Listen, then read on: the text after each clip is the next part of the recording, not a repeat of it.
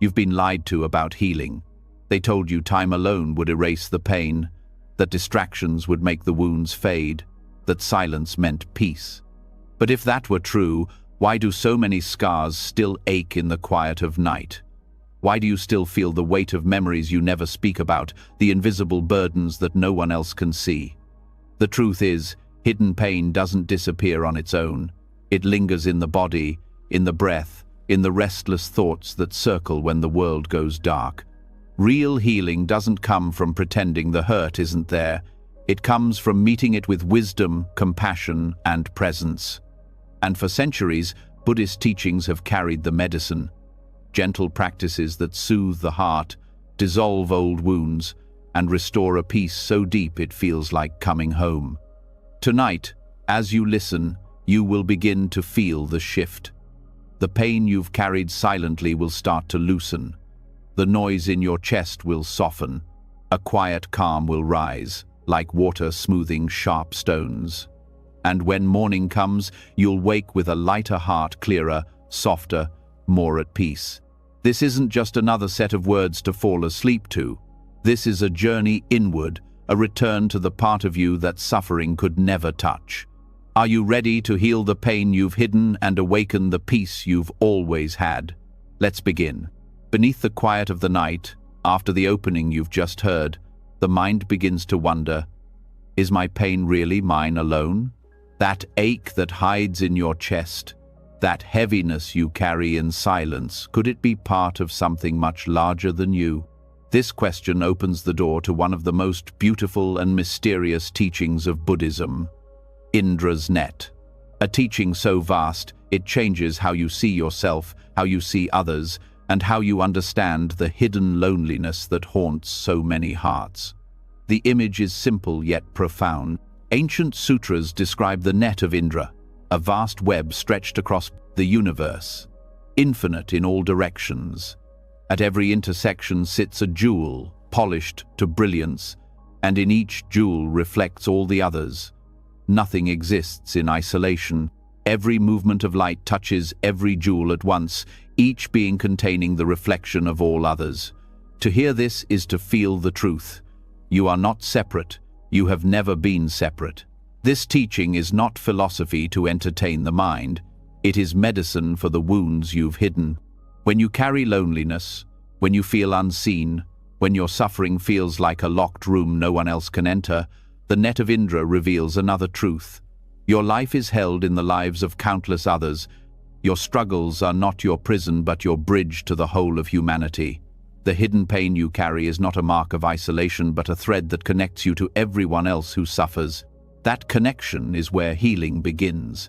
Think of the times you've wept in silence. You believed those tears were yours alone, but somewhere across the world another jewel was shining with the same drops of grief.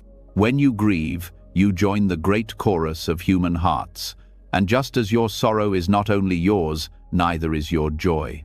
A laugh that escapes you on a tired day echoes through the net, touching countless others who need the sound of it, even if you never meet them. Your very being is part of this endless exchange. Hidden pain thrives in the illusion of separateness. Loneliness whispers that no one understands, that your wounds are private shadows. But Buddhism answers with a different voice. Your suffering is understood because it is shared. Every jewel in Indra's net has cracks, and every crack reflects the whole. This doesn't mean your pain is erased. It means your pain is seen in the larger mirror of life. To recognize this is to dissolve the walls of isolation that keep wounds festering. Modern psychology confirms what the sutras taught centuries ago. Connection heals. Studies on trauma show that recovery accelerates when people feel truly understood, when their experience resonates in another's eyes. Indra's net explains why this works. Healing isn't just about releasing what hurts, it's about recognizing that your pain is woven into the lives of others, and in that recognition, something softens. The suffering that felt like a burden you could not share becomes a thread linking you to the vast fabric of humanity. This teaching also reshapes how we hold compassion. To see another suffer is no longer their story. but part of your own. The net reflects it back to you. That stranger on the bus with tired eyes, the neighbor carrying silent grief, the child who hides fear behind a smile, each one is your reflection. To turn away from them is to turn away from yourself. But when you lean toward them with care, when you let their pain touch your heart, you awaken a medicine that flows both ways. You heal them, and you heal the loneliness in yourself. Hidden wounds often linger because we try to keep them secret, fearing judgment or rejection. But Indra's net whispers a radical truth. Even if you never speak your suffering aloud, it is already known because it is already reflected in others. That knowing can bring relief. You are not alone, even in silence. You exist inside a web of being where every breath and every heartbeat resonates across infinite strings. Think of joy in this light. When you smile at a stranger, you believe it ends there. But in truth, that gesture ripples across the net, touching lives you cannot see. A kind act is never small because its reflection multiplies endlessly. This means that your healing, too, is not only yours. Each time you soften into peace, each time you transform a wound into compassion, you alter the reflections in countless other jewels. Someone you will never meet may feel lighter because you dared to heal. This is why Buddhist masters stress interconnection, not as a theory but as liberation. When you see yourself as separate, you carry pain as a personal curse. When you see yourself as part of Indra's net, you carry it as part of the shared human story. You do not ask, why me? But how can this suffering connect me more deeply? That shift transforms pain from a hidden burden into a hidden bridge. Even nature reveals this truth. A forest is not just a collection of trees. Underground, roots are intertwined in a vast web, sharing nutrients, water, and even warnings of danger. A sick tree is supported by the health of others, while strong trees lend their strength to weaker ones. The forest survives through interconnection, just as you do. When you feel cut off, it is only the illusion of separation. Your roots are still touching countless others, even if you cannot see them. Consider how loneliness melts when you allow yourself to feel this. Instead of asking, does anyone care? You begin to ask, how is this pain reflected in others? Who else carries this ache right now? In that question, loneliness becomes less of a prison and more of a doorway. And through that doorway flows compassion, both for yourself and for those countless others reflected in your jewel. Hidden wounds heal in this field of recognition. The act of seeing yourself as part of something infinite loosens the grip of shame. Because if every jewel carries cracks, then your cracks are not flaws but reflections of reality itself. In fact, it is through the cracks that the light of others enters. To hide them would be to dim the brilliance of the net. To reveal them is to allow healing to flow. Even suffering that feels unbearable softens under this vision. Heartbreak, grief, betrayal. These experiences often drive us deeper into the illusion of isolation, but Indra's net reframes them. Heartbreak is not yours alone. It is a universal song sung in a million keys. Grief is not your prison. It is humanity's river flowing through you. Betrayal is not your solitary scar. It is a wound reflected across time. When you see it this way, you stop asking why you were singled out and begin to feel the quiet truth. You are never singled out. You are always part of the whole.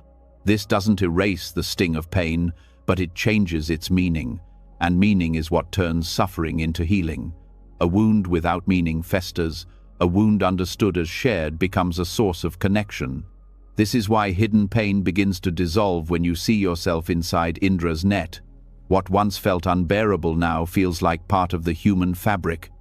You are not cursed, you are connected. In daily life, you can practice this by noticing reflections. When you see someone smile, remind yourself their joy reflects yours. When you see someone in pain, let their suffering remind you of your own tenderness. In both directions, recognize the mirror. This practice changes how you move through the world. You stop feeling cut off. and you begin to feel joined, woven into something infinite and luminous. Healing hidden pain is not about erasing it, it is about seeing it in its true context. Alone, your suffering feels endless. But in the light of Indra's net, your suffering becomes one reflection among countless others, held in the embrace of all beings. That realization doesn't make your wounds vanish, but it does make them lighter, softer, easier to hold. And over time, that softness becomes peace. The teaching of Indra's net shows that every being's joy and every being's suffering ripple across the whole. When you heal, the world heals. When you suffer, you are never alone.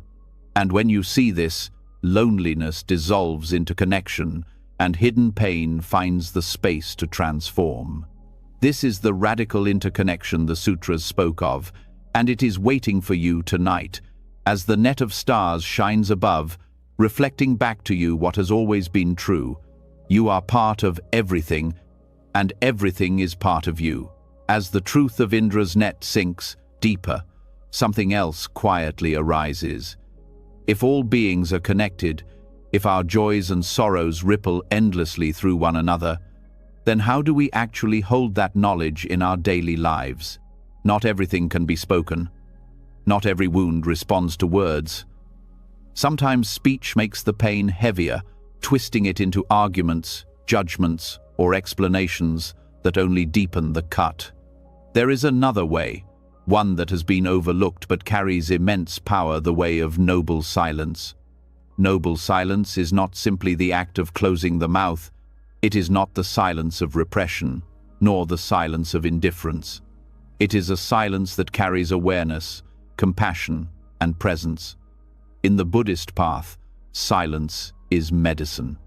It heals where words cannot reach, and it restores balance where sound has become noise.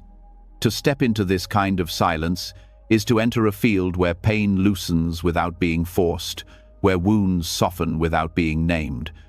When we suffer, the instinct is often to speak it out, to tell, to explain, to make others understand. There is relief in expression, but expression has limits.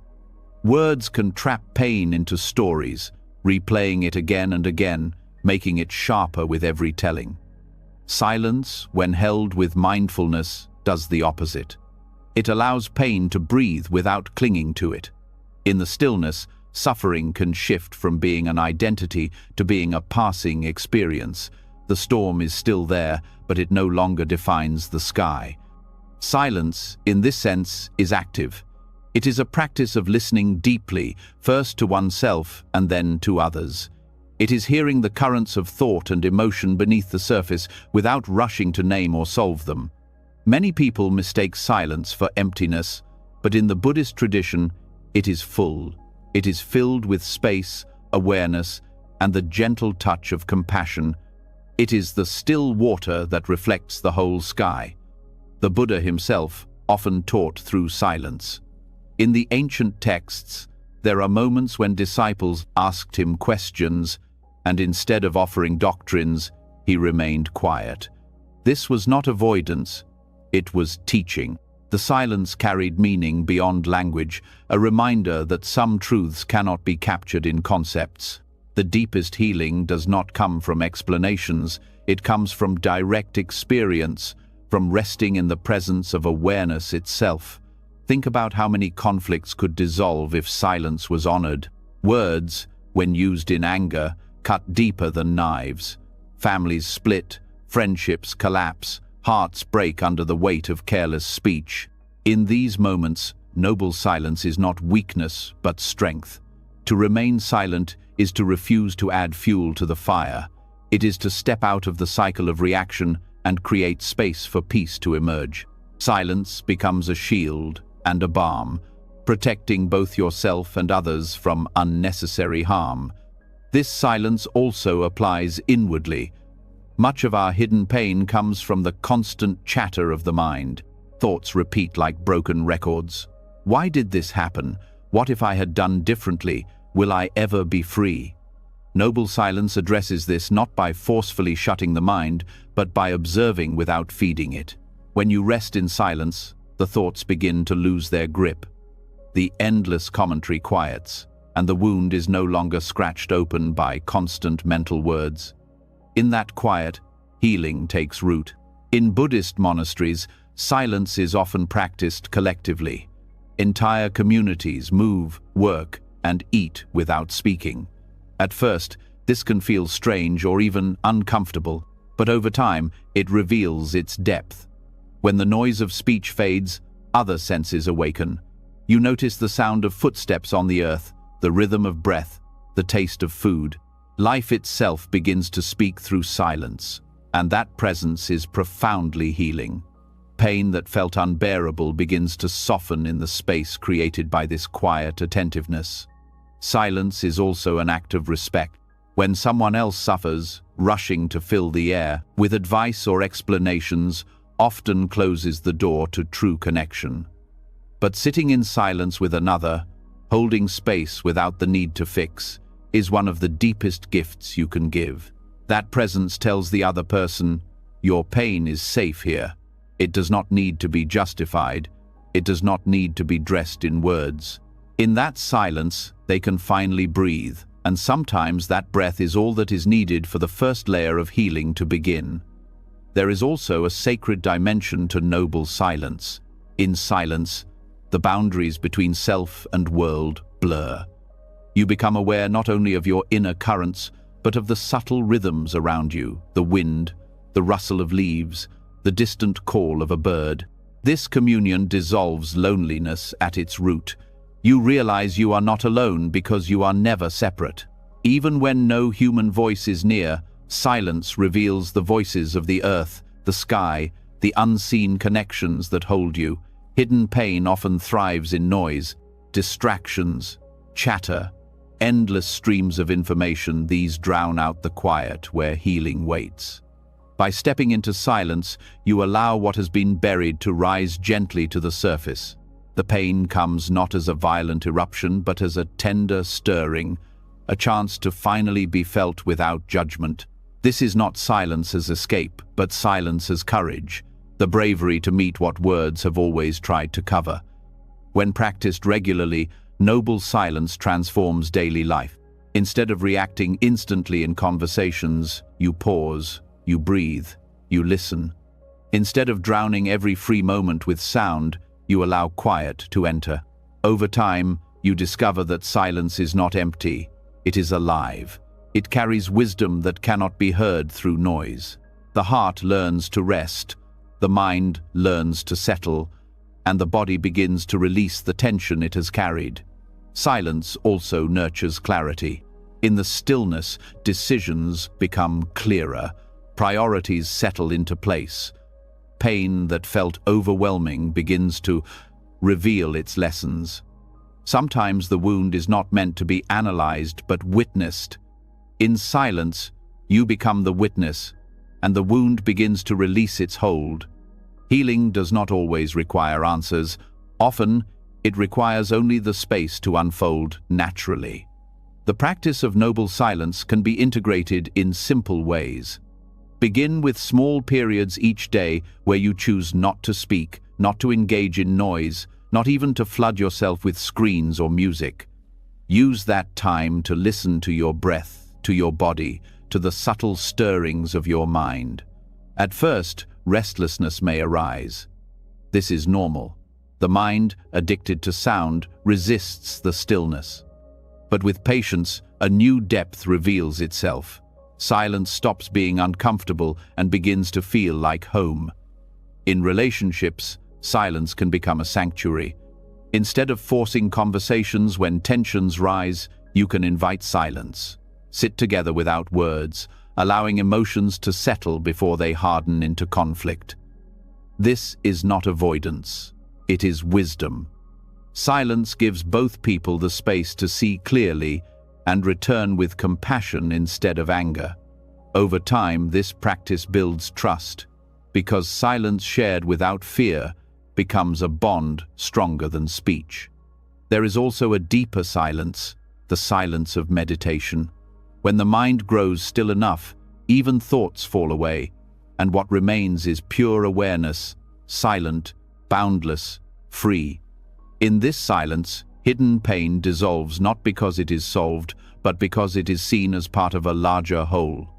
The small self, with all its wounds and stories, is revealed as a passing reflection. Awareness itself has never been wounded. Resting in that silence, you touch a peace beyond words, a peace that cannot be broken. Noble silence teaches us that not all pain needs expression. Some pain needs stillness, presence, and space. Words often seek to control or explain suffering, but silence allows it to transform naturally. In silence, you do not fight your wounds.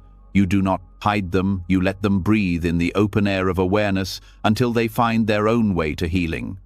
The world today is filled with noise, and in that noise, hidden pain multiplies. To return to silence is a radical act, a way of reclaiming your own heart from the chaos. It is choosing to heal, not by doing more, but by allowing less. In silence, peace is not created, it is uncovered. The stillness reveals that beneath all wounds, beneath all noise, there has always been a quiet center untouched by pain. Resting there, healing becomes natural, inevitable, complete. Silence, when held with awareness, teaches that healing does not always require words. In that stillness, the heart learns to release its grip.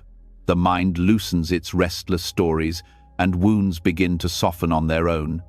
Yet silence alone does not complete the path. Out of that stillness arises another medicine, one so simple it is often overlooked. A curve of the lips, a soft light in the eyes, a gesture so small yet carrying the weight of liberation itself, the act of smiling. The smile in Buddhist teachings is not a performance.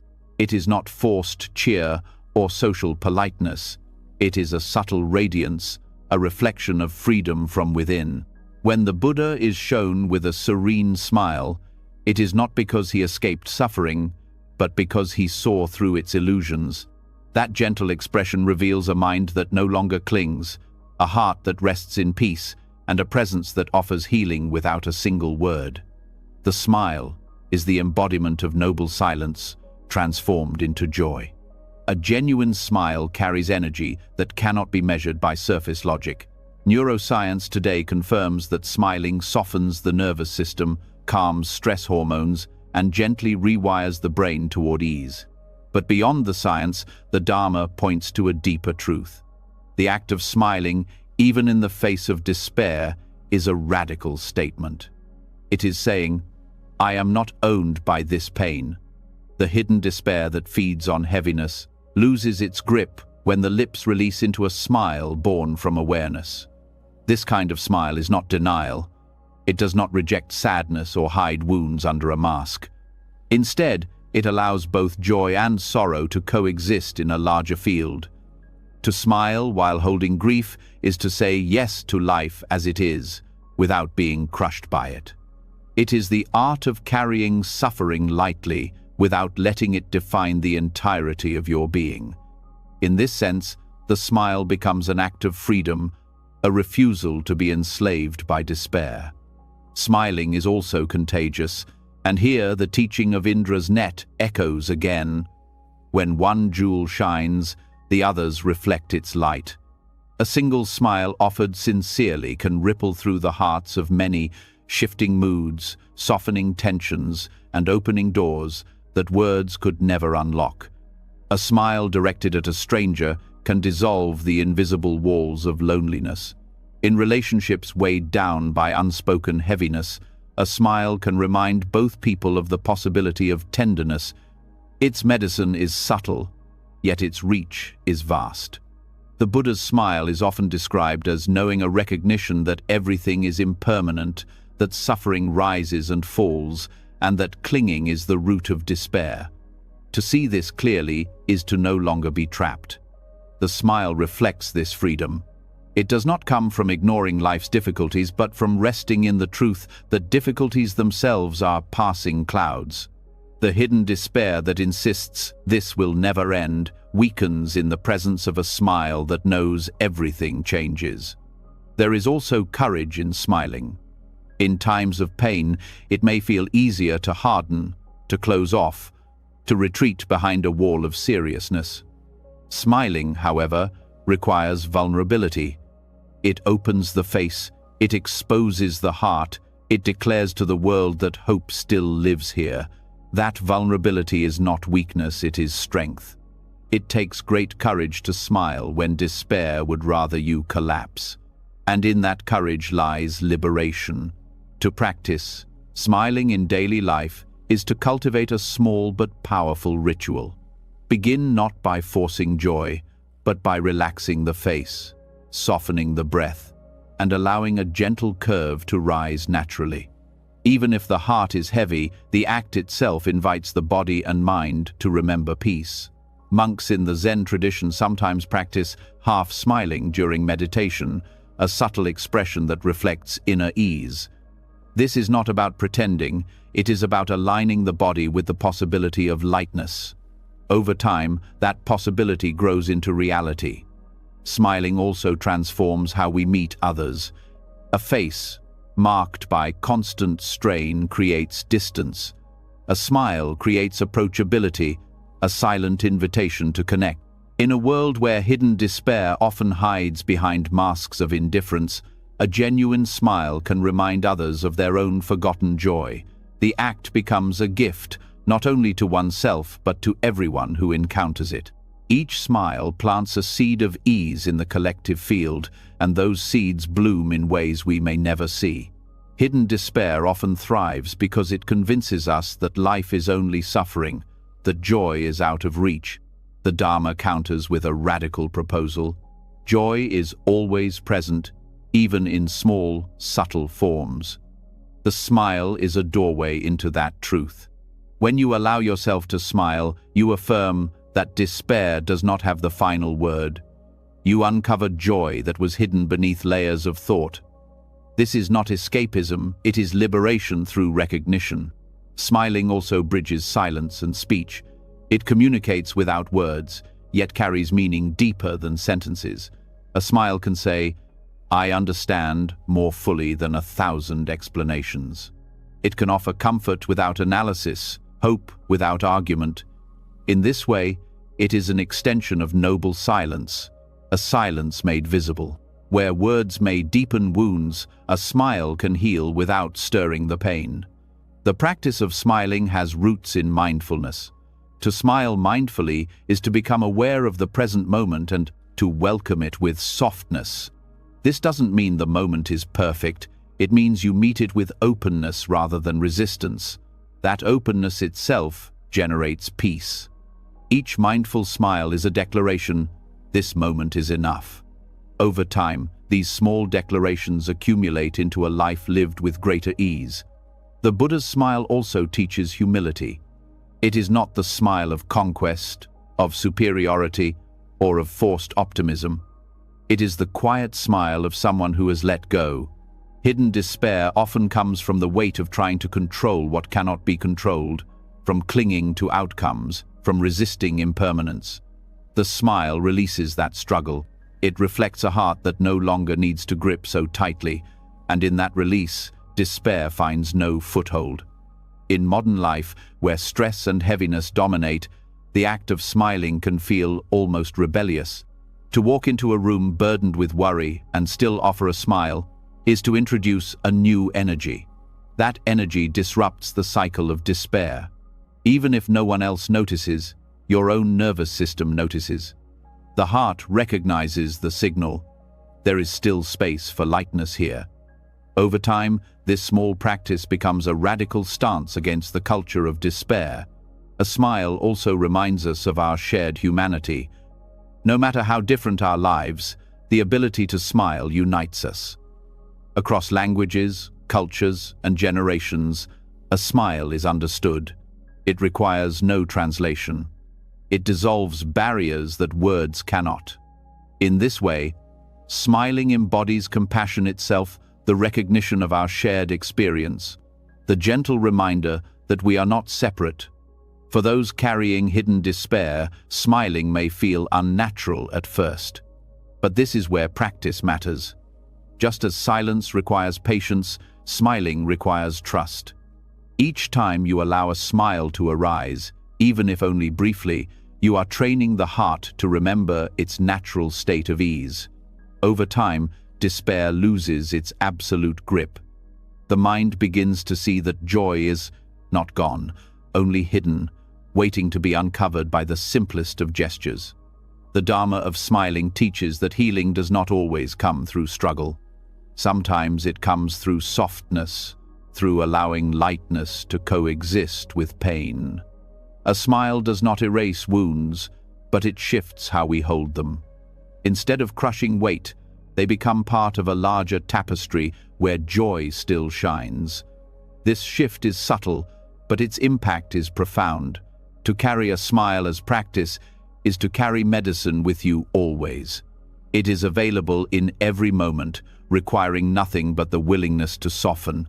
It restores balance when life feels too heavy, and it spreads ease into the world around you. In its simplicity lies its power. The Buddha's smile has endured for centuries because it is more than an expression, it is a teaching. It shows us that freedom is not somewhere far away, but here, in the way we choose to meet each moment.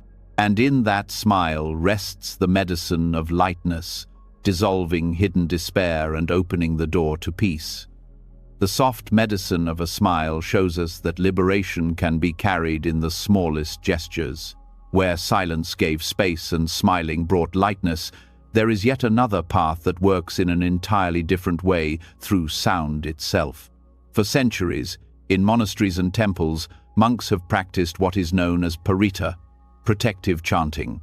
These chants are rarely spoken of outside those sacred walls, yet they hold a subtle power, the ability to heal through vibration, to calm the restless mind, and to bring peace where hidden pain lingers unspoken. Chanting in Buddhism is not performance, nor is it entertainment.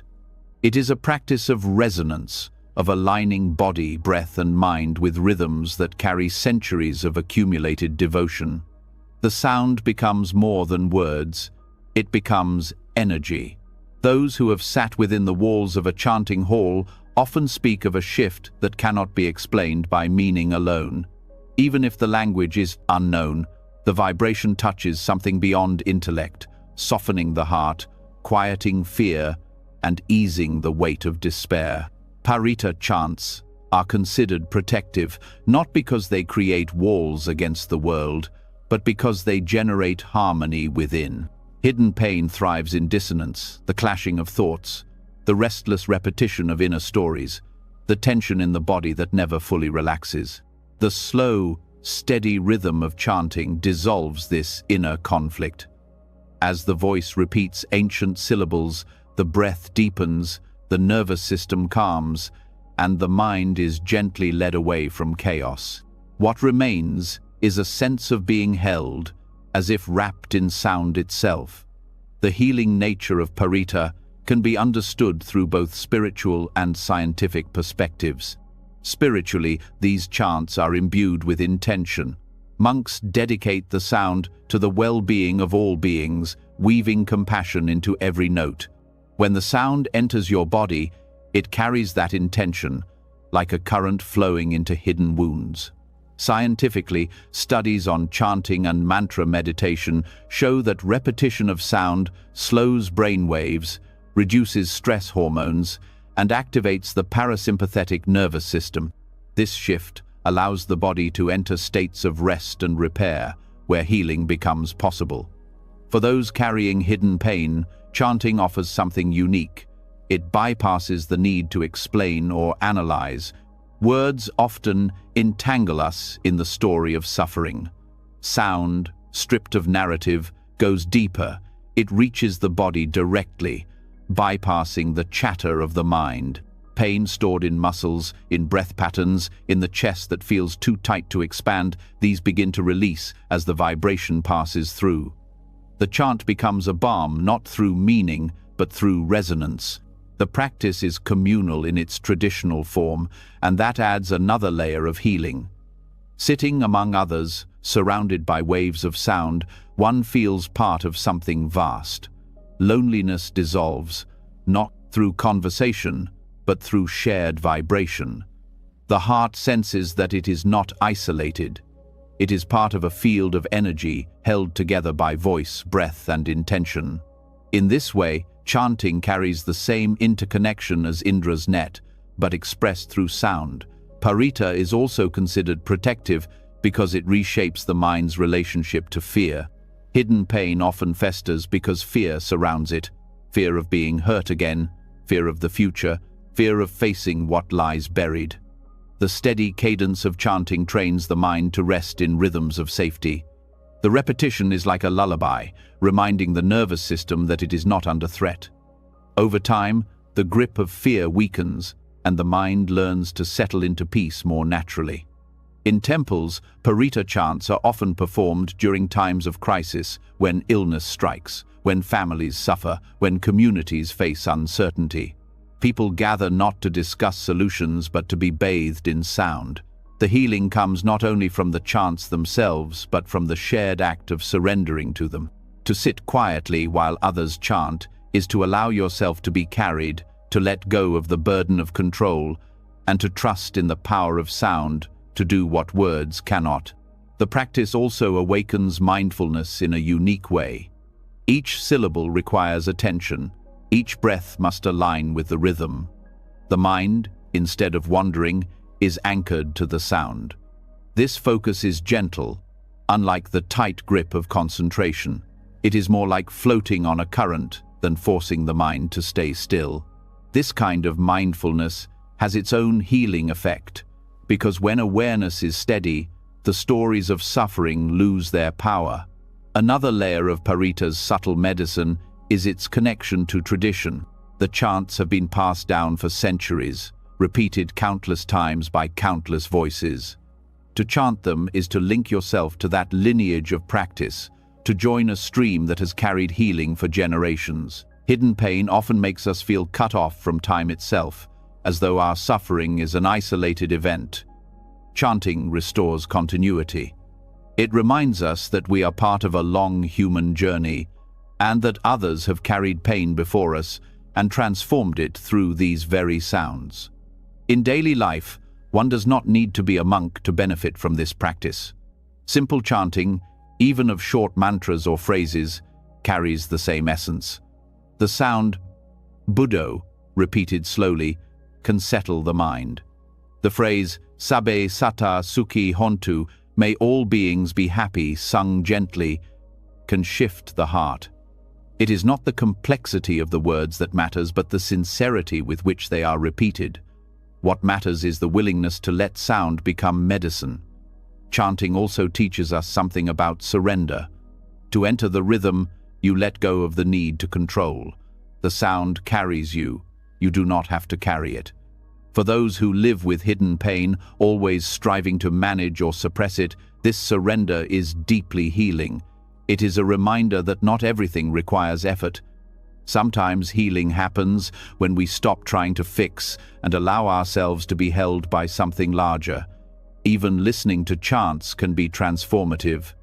The vibrations enter through the ear, resonate in the body, and shift the state of mind. You do not need to understand the language. The healing is not in the intellectual meaning, but in the energetic field created. Just as the body responds to music without needing analysis, it responds to chanting on levels beyond conscious thought. The protective aspect of Parita also speaks to the unseen. The tradition holds that chanting generates fields of positive energy that shield the mind from harmful influences, both internal and external. Whether one interprets this in mystical terms or psychological ones, the effect is real. Hidden pain often leaves us vulnerable, raw, and open to more suffering. Chanting creates an inner stability, a shield of calm that protects against being overwhelmed. Over time, the practice of chanting can rewire how we experience ourselves. The sound becomes an anchor, a reminder that beneath the surface of pain there is rhythm, harmony, and peace. The repetition strengthens neural pathways of calm rather than anxiety, teaching the body and mind a new way of being. Healing then becomes less about effort and more about allowing these rhythms to sink deeper until they shape the very ground of our experience. Paritta reveals a profound truth. Healing is not always about silence or words, but sometimes about sound itself. A sound rooted in compassion, repeated with intention, becomes more than vibration, it becomes a force of transformation. Where despair was heavy, chanting introduces lightness. Where fear was sharp, chanting introduces calm. Where loneliness was suffocating, chanting reminds us of our shared human song. Hidden pain does not need to remain hidden. Through the subtle power of Paritta, it can be met, held, and transformed. Not by explaining it, not by analyzing it, but by letting the body and mind bathe in rhythms older than memory. In these chants, there is protection, there is peace, and there is the quiet assurance that even in the darkest places, healing is still possible through the simplest of sounds. The gentle waves of chanting reveal how sound itself can soothe hidden wounds and protect the mind from restless storms. Yet sound is only one form of nourishment that shapes who we are. Just as the body depends on food to survive, the heart and mind are constantly fed by subtler forms of intake. Not all of this nourishment is wholesome. Some of it strengthens, some of it poisons. This is why the Buddha spoke of the 4 nutriments, teachings that uncover how invisible forms of food shape our suffering and our peace. These 4 kinds of nourishment go far beyond the meals placed on the table. They include everything we consume through body, mind, and senses. What we take in through conversations, through the media we absorb, through the emotions we linger in, these are also food. And just as rotten food sickens the body, unwholesome nutriments sicken the heart.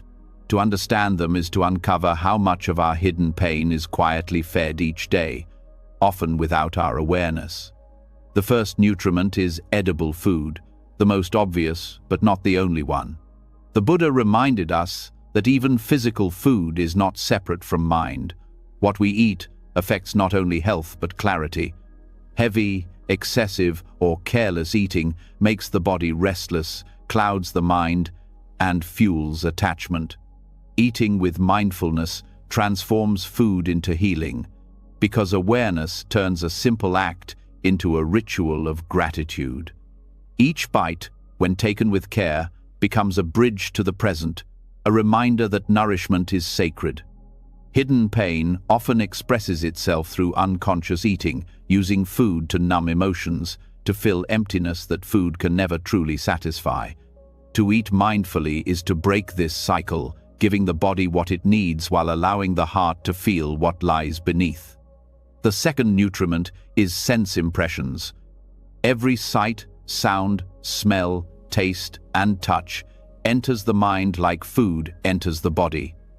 A harsh word is food. A violent image is food.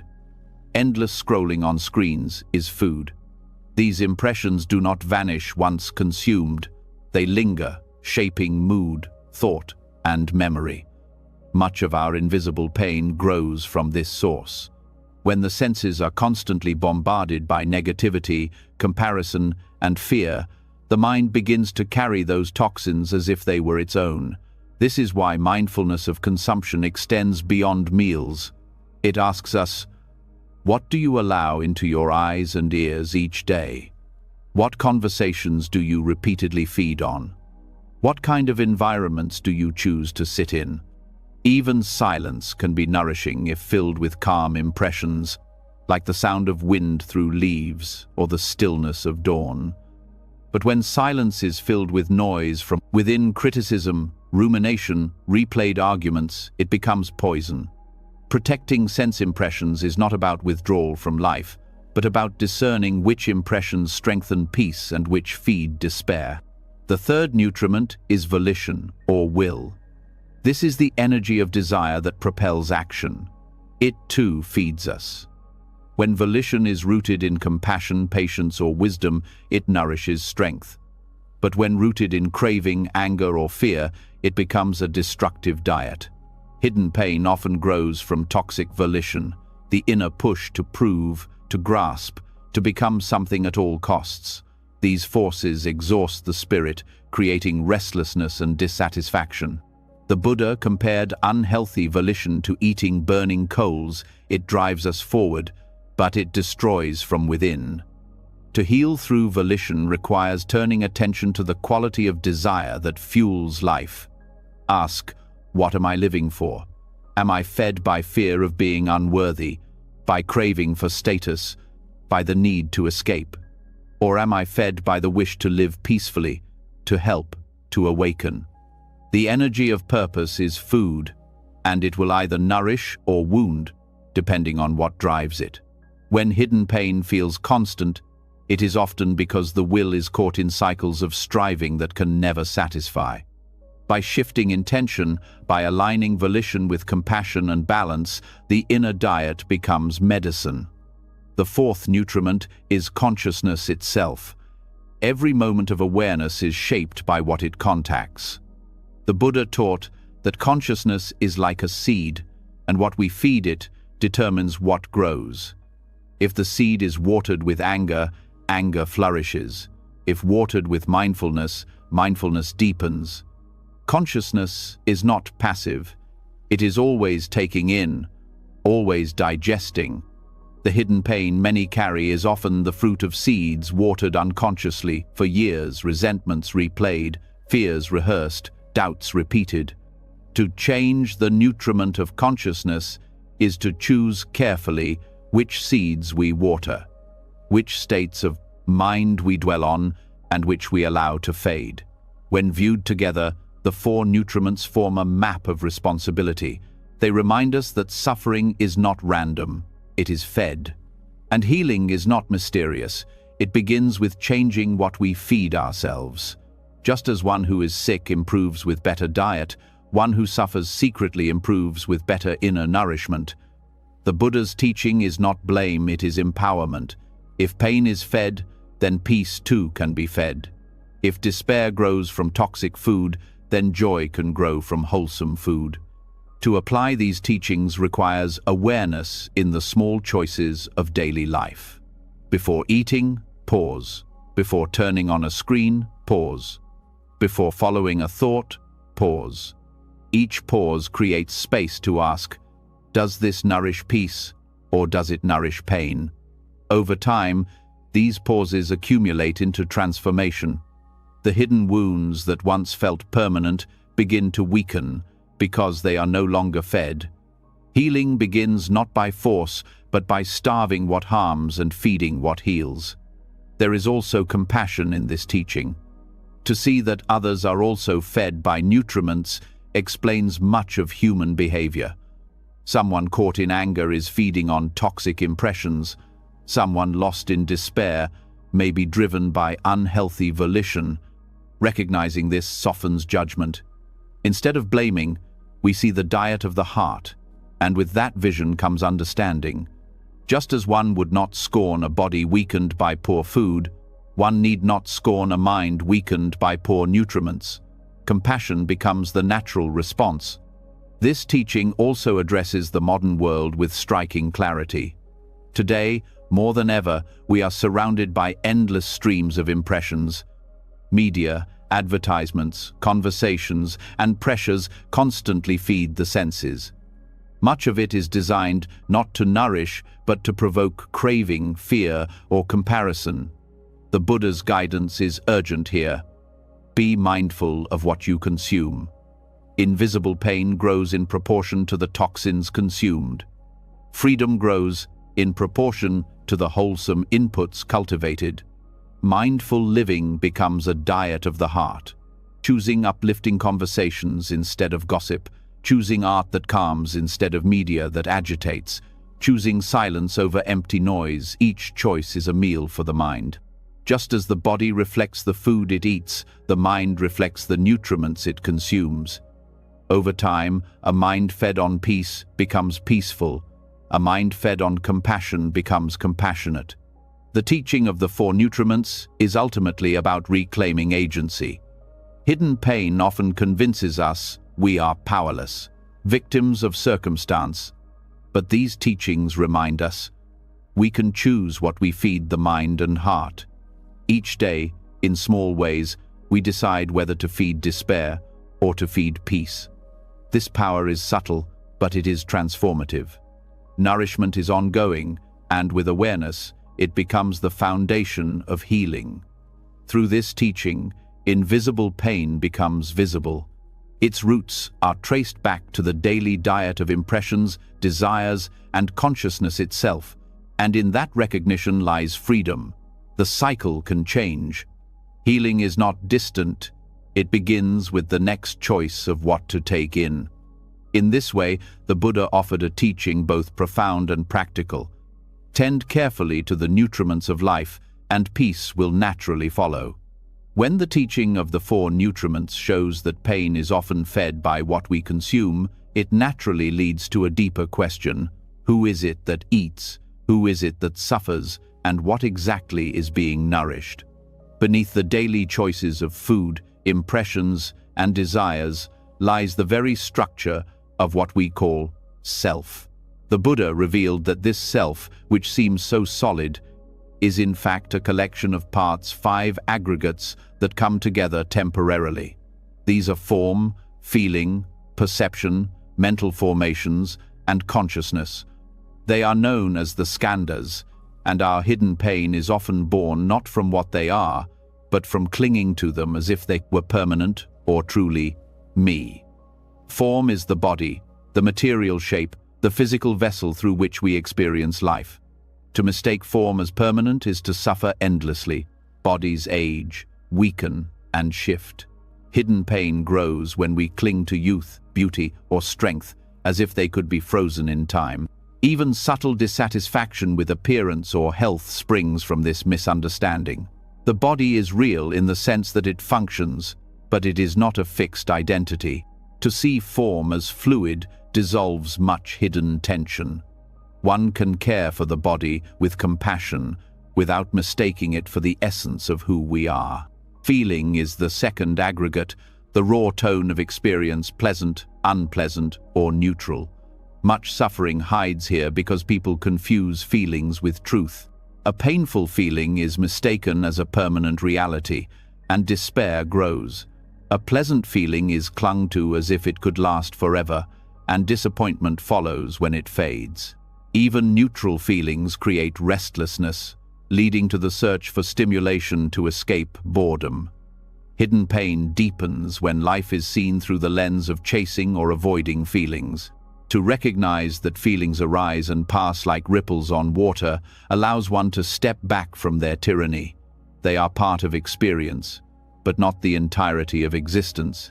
Perception is the third aggregate, the capacity to recognize and label. It allows us to know, this is warm, this is my friend, this is danger. Yet perception is not always accurate. It is colored by memory, habit, and expectation.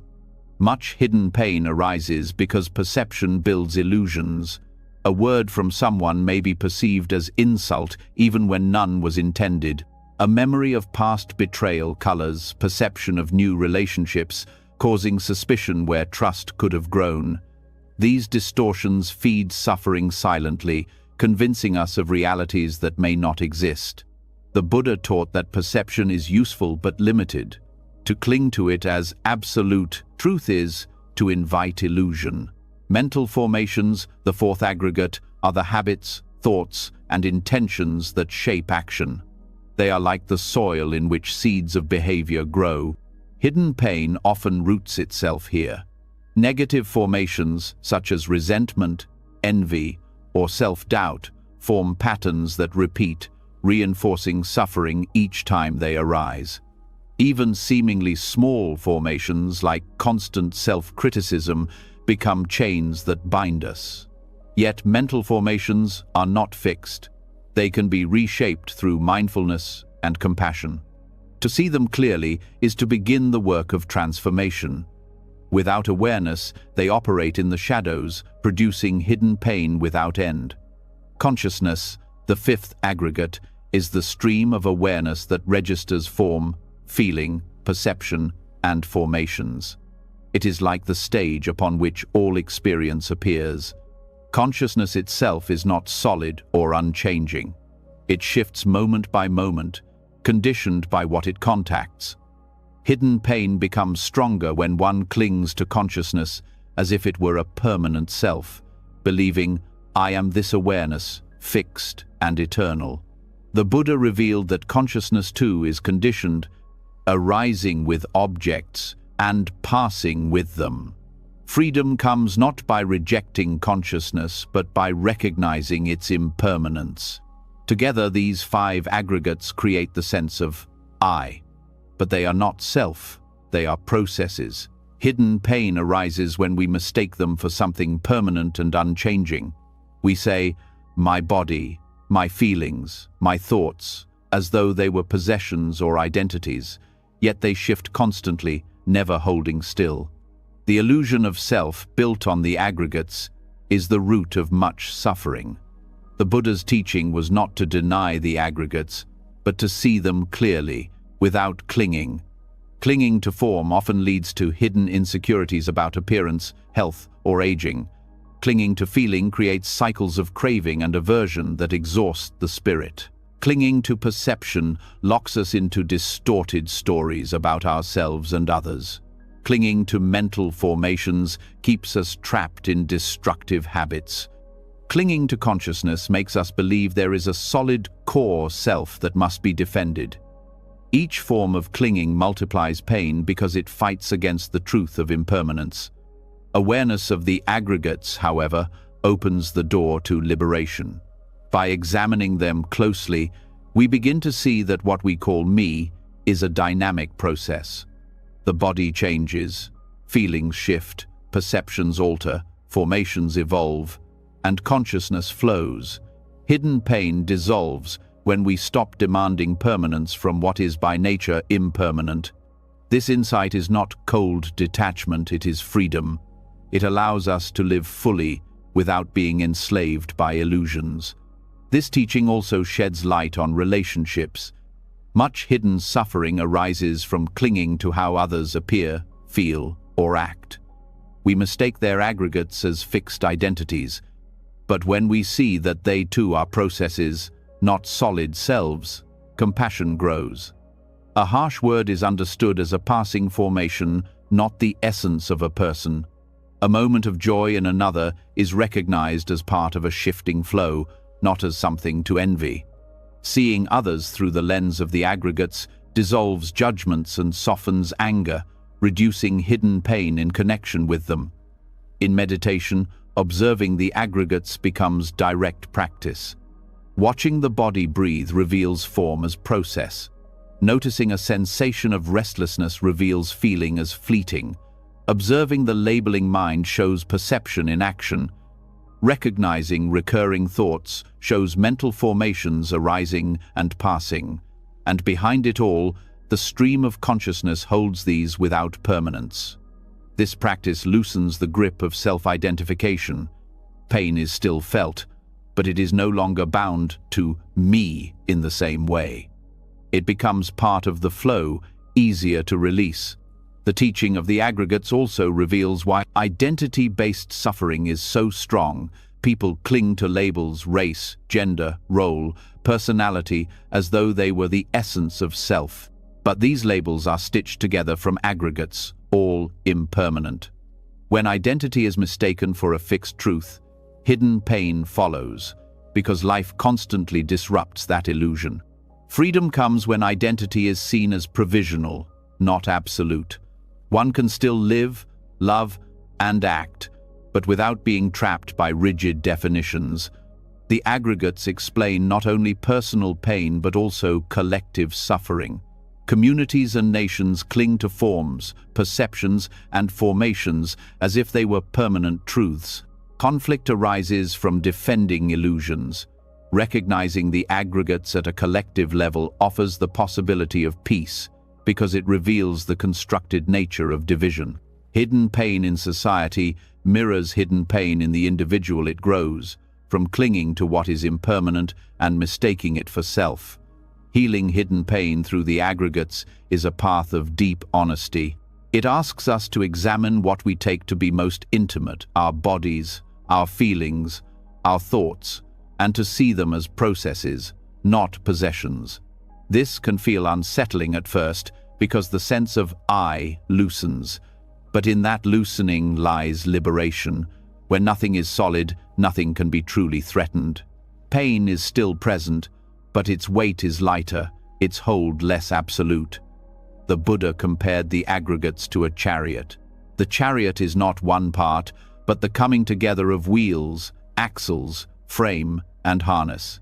Likewise, the self is not one thing, but the coming together of aggregates. To cling to the chariot as permanent would be folly, just as to cling to the self as fixed is illusion. When we see this clearly, hidden pain rooted in clinging loses its foundation. In daily life, reflection on the aggregates can transform ordinary moments. A craving for praise can be seen as a feeling, not the essence of self. A sudden anger can be recognized as a formation, not as my permanent nature. A perception of threat can be examined and released when found inaccurate. Each recognition cuts through illusion and softens suffering. Over time, these small insights accumulate into a profound shift. The sense of self is no longer a prison, but a fluid dance of changing parts. The Dharma of the aggregates shows that hidden pain is often hidden illusion. We suffer not because the aggregates exist, but because we cling to them as if they were something they are not. To unpack them is to see reality more clearly. To stop clinging is to step into freedom. This freedom does not erase life's challenges, but it changes our relationship to them. Without the weight of illusion, suffering loses much of its sting. And in that release, peace emerges quiet, spacious, and real. When the truth of the aggregates reveals that what we cling to is never solid, another question naturally rises. How then do we meet the waves of life? Bodies shift, feelings rise and fall, perceptions mislead, mental habits repeat, and consciousness flows without pause. To see these clearly can bring relief, but it can also leave us exposed to storms of emotion. Joy comes, then vanishes. Anger burns, then cools. Grief swells without warning. If we cannot hold on to anything, how do we find stability? The answer is found in a practice often forgotten, yet central to the Buddha's path, upekkha, equanimity. Equanimity is not coldness. It is not detachment that withdraws from life. It is the steady heart that remains balanced even as emotions move like weather across the sky. This balance is not indifference. It is care without clinging, openness without drowning. To cultivate equanimity is to cultivate the ability to stay steady while feeling fully. It is the art of being present in joy without grasping, present in pain without collapsing, present in uncertainty without fear. Hidden pain often grows because emotions are either suppressed or exaggerated. Suppression pushes them down, where they ferment and harden into unspoken wounds. Exaggeration amplifies them, fueling reactions that bring more suffering. Equanimity dissolves both extremes. It allows feelings to arise, to be seen, and to pass without either pushing them away or being swept away by them.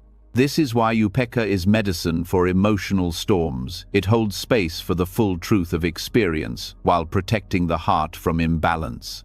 Equanimity rests on the wisdom of impermanence. Every emotion, no matter how powerful, has a beginning, a peak, and an end. Fear feels overwhelming until it fades. Joy feels endless until it shifts. Anger seems absolute until it softens. The hidden pain of emotions comes not from their presence, but from believing they will last forever or that they define who we are. Equanimity remembers, this too will change. With that remembrance, the storm is weathered without fear. The Buddha described equanimity as one of the four immeasurable states of the heart, alongside loving kindness, compassion, and sympathetic joy. Without equanimity, these qualities can become unbalanced. Loving kindness can burn out into attachment, compassion can collapse into despair, joy for others can twist into envy. Equanimity keeps them steady, like the deep roots that hold a tree firm when winds rise. Hidden pain often comes from imbalance in the heart, caring too much until one is crushed, or closing off to avoid being hurt. Upekkha dissolves both tendencies by providing balance without indifference. To practice equanimity is to train the mind to see all beings, including oneself, as subject to causes and conditions. Everyone acts from their aggregates, from nutriments, from patterns they may not even understand. With this understanding, anger softens. The harsh words of another are seen as the fruit of their conditions, not as a permanent mark of their essence. Likewise, our own mistakes are seen not as fixed flaws but as the result of conditions that can change. This vision dissolves hidden pain born of judgment, both of self and others. Equanimity also transforms how we meet success and failure. Hidden pain often lurks in the shadows of both. Success creates fear of loss, while failure breeds shame. Equanimity holds both outcomes lightly.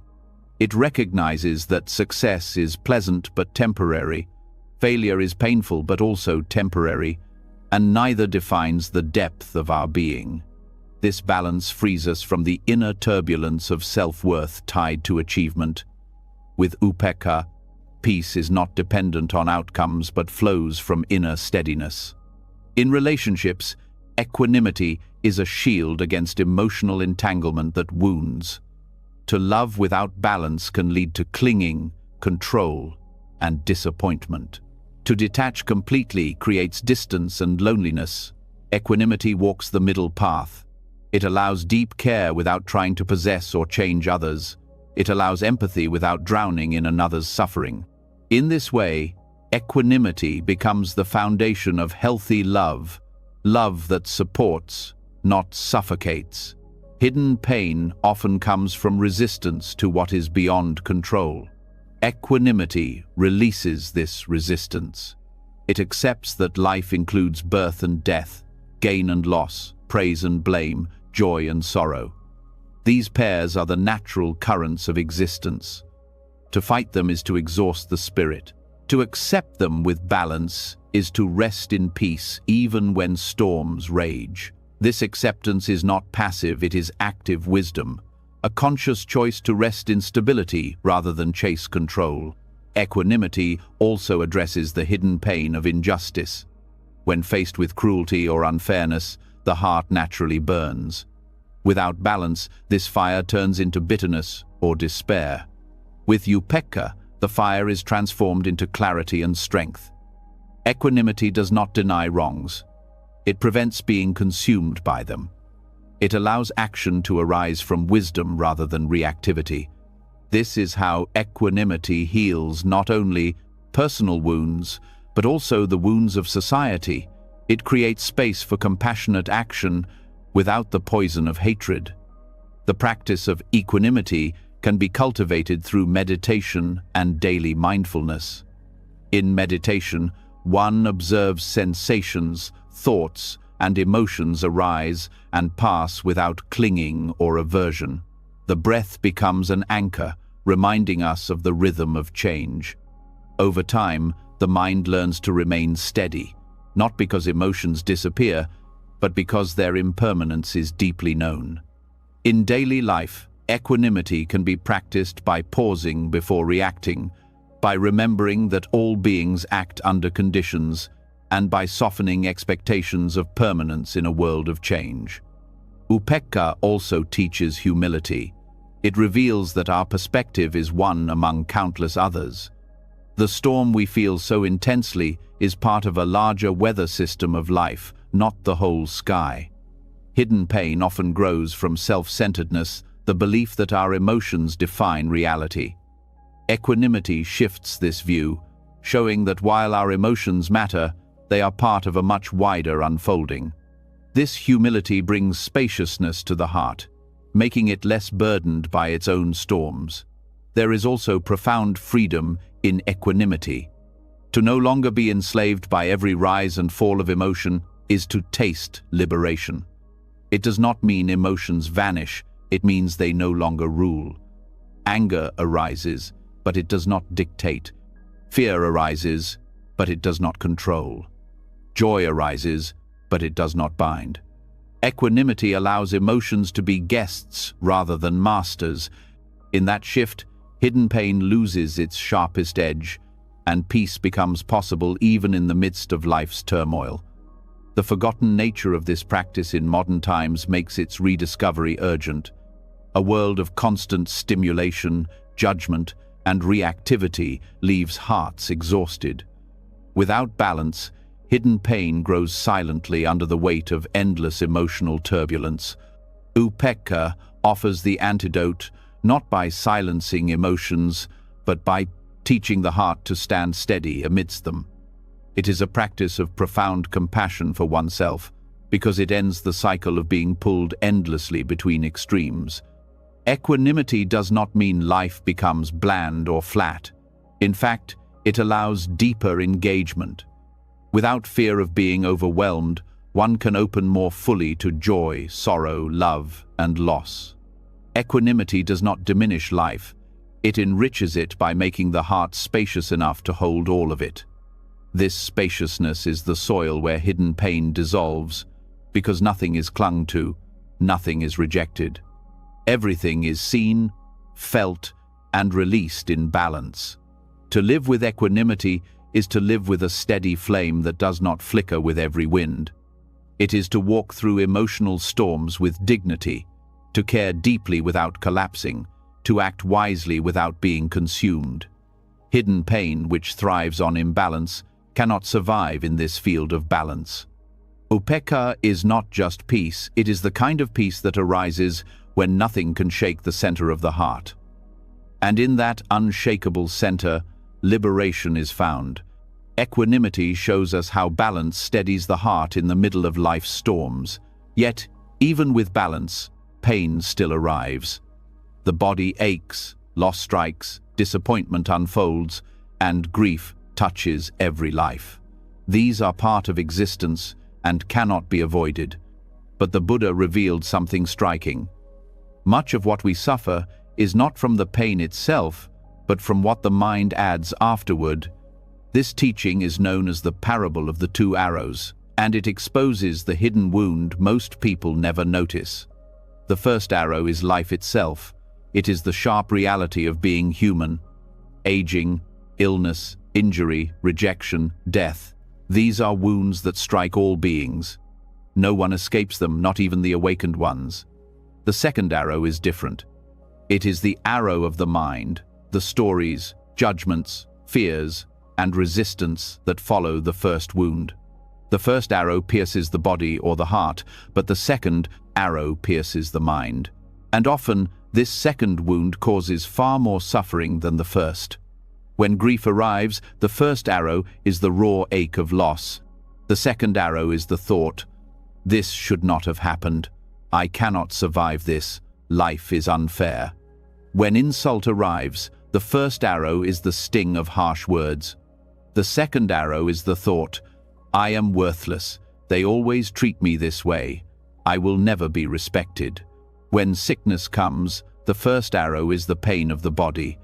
The second arrow is the thought, "Why me? My life is ruined. I will never be whole again."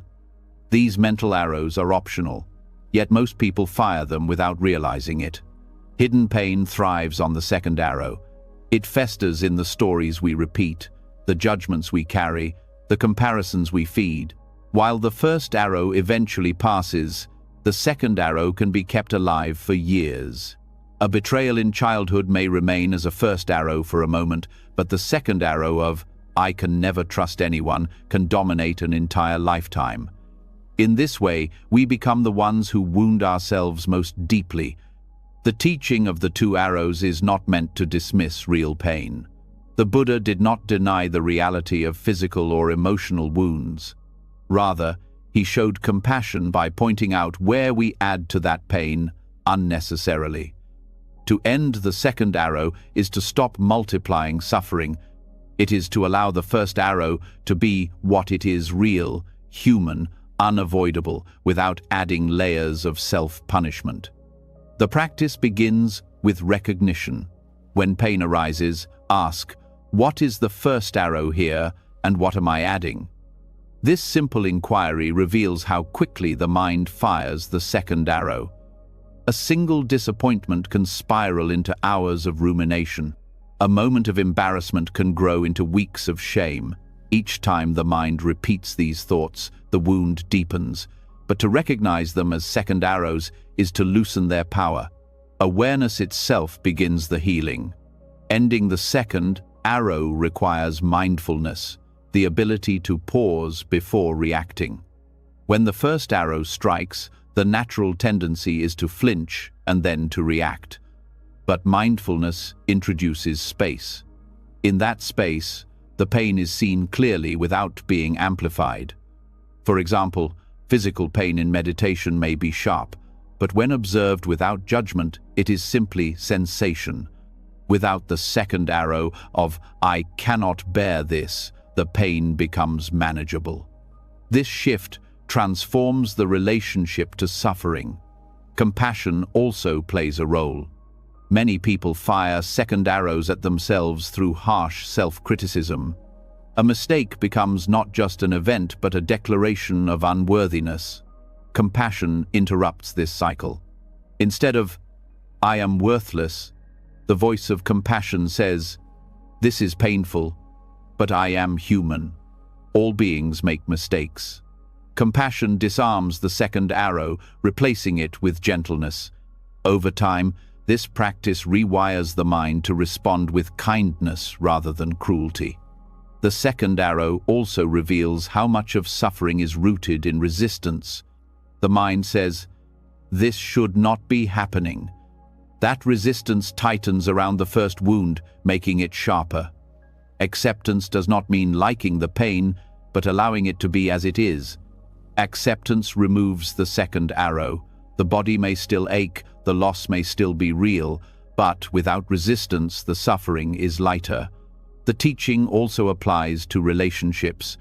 Much conflict comes not from the first arrow of disagreement, but from the second arrow of added stories. A simple difference of opinion becomes, "They never respect me." A delayed reply becomes, "They do not care." The relationship is wounded not by the event but by the interpretation. To see this clearly is to protect love from unnecessary harm. It allows us to respond to what actually happened rather than to the story we added. In society too, second arrows multiply suffering. Injustice strikes as a first arrow, and the collective adds despair, division, and hatred as second arrows. While action is needed to address real harm, multiplying hatred only deepens wounds. Equanimity and compassion help communities face the first arrow without firing countless more. This creates space for wise response instead of endless reactivity. The two arrows also explain why some people seem resilient while others collapse under similar circumstances. The resilient feel the first arrow but do not fire the second. They allow pain but do not add layers of story. Those who collapse often suffer more from the arrows they fire themselves than from the original wound. Resilience, then, is not about avoiding pain, but about refusing to multiply it. Meditation offers a direct way to practice this teaching. In mindfulness of body, sensations of discomfort arise.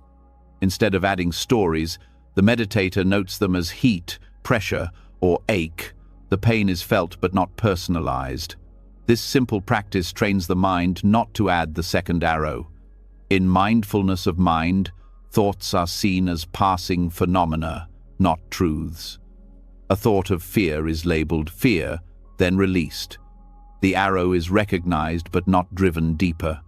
Over time, this skill extends to daily life, where arrows can be stopped before they wound further.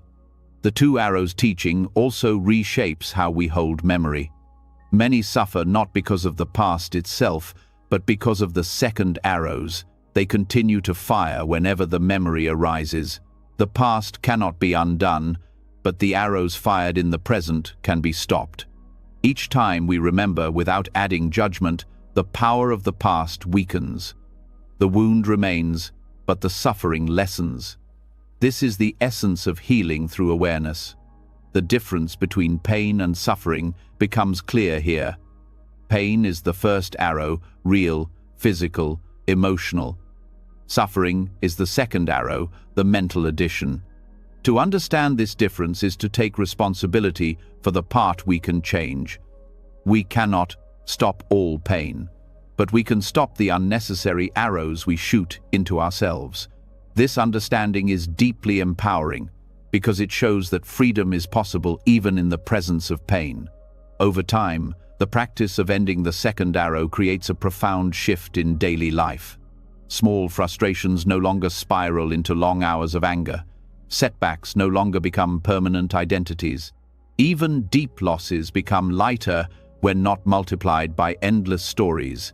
This does not make one cold or indifferent. On the contrary, it makes the heart more compassionate, because when we stop adding to our own suffering, we have more space to meet the suffering of others.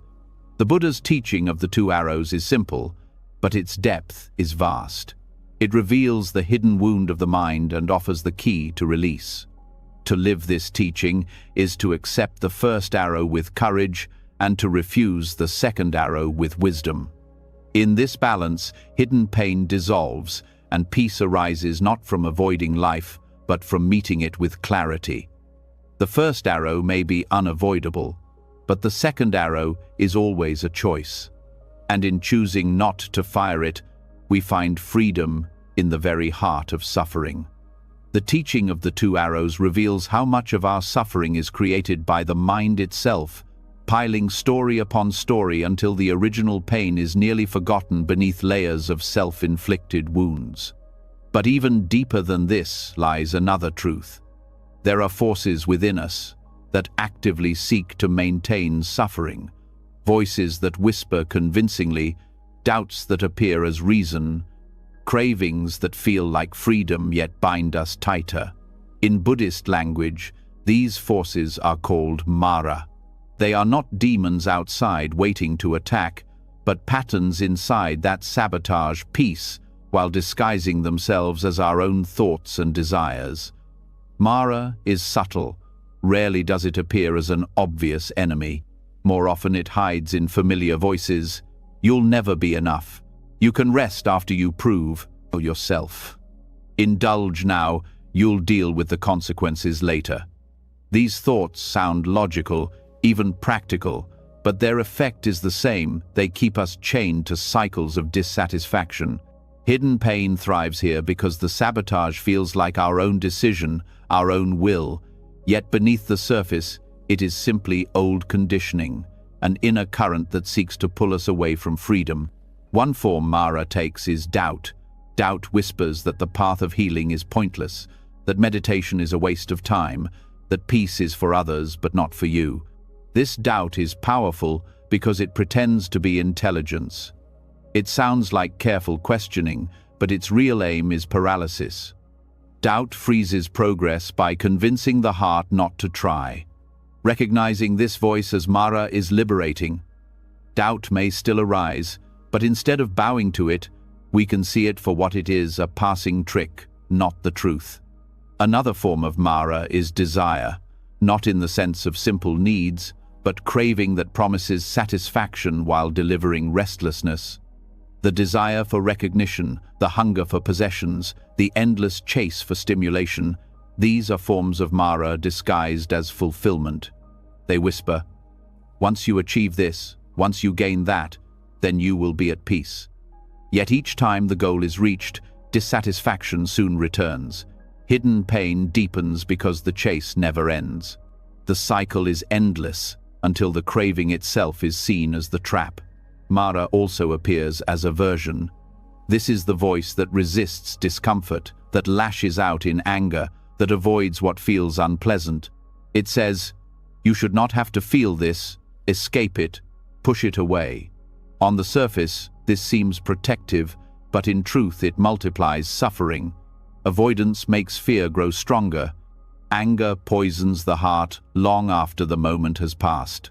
Aversion feeds hidden pain by teaching us to run from what must simply be faced. Recognizing this as Mara breaks its spell, when we stop fleeing, the pain itself begins to soften. A subtler form of Mara is pride. This voice inflates the self, convincing us we are superior, or at least that we must always appear strong. Pride can sound empowering, but it secretly isolates us. It refuses vulnerability, which is essential for true healing. Pride rejects connection, keeping wounds hidden. This too is sabotage, because while pride may protect the ego, it starves the heart of intimacy and support. The pain remains locked inside. Seeing pride as Mara allows us to open, to admit need, to accept help without shame. Mara is not only internal, it works through culture and society as well. Advertisements that tell us we are incomplete without buying more. Systems that reward exploitation over compassion, norms that equate worth with productivity, these are also forms of Mara. They disguise harm as success, encouraging us to sabotage our well-being in the name of achievement. Hidden pain grows when we measure our lives by these false standards. Recognizing this influence allows us to step back and choose a different measure, one rooted in peace rather than endless striving. The Buddha himself encountered Mara under the Bodhi tree as he sat on the brink of awakening. Mara sent visions of temptation, fear, and doubt, each designed to break his resolve. But the Buddha did not fight or flee. He simply saw Mara clearly, recognized the illusions, and remained unmoved. Finally, he touched the earth as witness to his awakening, and Mara's power dissolved. This story is a mirror for our own practice. Mara will appear in thought and feeling, but the key is recognition. To see Mara as Mara is to strip it of power. Hidden pain persists when Mara remains unseen. Doubt convinces us healing is impossible. Craving convinces us peace lies elsewhere. Aversion convinces us to flee from discomfort. Pride convinces us to hide. But when each of these is named, when each is seen as a trick of Mara, the grip loosens. Recognition itself is the antidote. The thought may still arise, but it no longer commands obedience. In daily life, practice means pausing when strong thoughts or urges appear. Instead of following immediately, ask, is this nourishment or is this Mara? That simple question can reveal much. A craving for endless scrolling, a sudden wave of despair, a harsh judgment of self. These can be recognized not as truth but as subtle sabotage. The pause gives space to choose differently. This is how Mara is defeated, not by force but by clarity. Mara also thrives in the shadows of shame. The thought that I am broken beyond repair is one of its most poisonous arrows. This voice convinces people to keep silent, to never seek help, to carry hidden pain as though it were their identity. But to expose shame to the light of awareness is to reveal Mara's trick. The Buddha taught that all beings carry seeds of awakening, that no one is beyond healing. Shame is Mara's illusion. Truth is that the heart is never too damaged to be free. Sometimes, Mara takes the form of restlessness. It drives us to constant activity, convincing us that stillness is dangerous or useless. But in avoiding stillness, we avoid the very space where healing unfolds. This is why meditation feels difficult for many. The restlessness is Mara, trying to keep us from meeting ourselves. Recognizing this can transform practice. Instead of seeing restlessness as failure, we can see it as the very moment Mara appears, giving us the chance to see through it. There is also the Mara of despair. This is the voice that says, there is no point, nothing will ever change. Despair convinces us to give up, to abandon effort. Yet despair is not truth, it is a passing state, a cloud in the mind. To recognize despair as Mara is to prevent it from defining the whole sky. The sun of awareness remains behind the cloud, and with patience, the cloud passes. In working with Mara, it is important to remember that it is not an enemy to be hated. To hate Mara is to fall into another trap, to create a version where understanding is needed. The Buddha did not destroy Mara. He acknowledged it with calm recognition. Likewise, we heal not by waging war on ourselves, but by seeing clearly. Each time we recognize sabotage as illusion, we strengthen wisdom and weaken hidden pain. The Dharma of Mara is therefore about honesty. It asks us to look at the ways we sabotage ourselves and to name them without fear. It shows us that what feels like our own thoughts are often echoes of conditioning, old habits wearing new masks. By shining light on these patterns, we take back freedom. The hidden demons lose their power when we see them clearly. To live with this awareness is to live with vigilance but also compassion. Mara will appear again and again, but each time is an opportunity. Each recognition weakens the chains of illusion. Each act of clarity heals another layer of hidden pain. Over time, this practice builds a life where self-sabotage no longer rules, where peace is no longer stolen by disguised desires and fears. The Dharma of Mara teaches that the greatest battles are not fought outside, but within. The hidden forces that hold us back are subtle, persuasive, and deeply familiar, but they are not ultimate truths.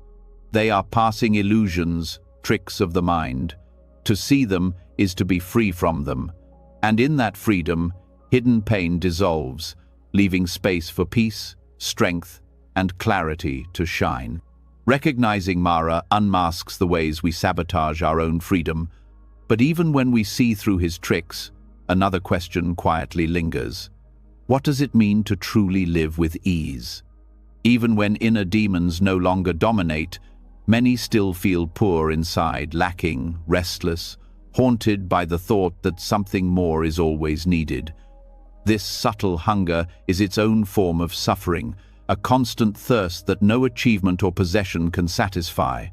The Buddha addressed this restlessness with a teaching that is rarely emphasized, but deeply liberating: noble wealth. Not wealth in coins or property, but the abundance of contentment, the richness that comes when one no longer measures life by what is missing. Contentment is not resignation. It is not the dull acceptance of mediocrity or the refusal to grow.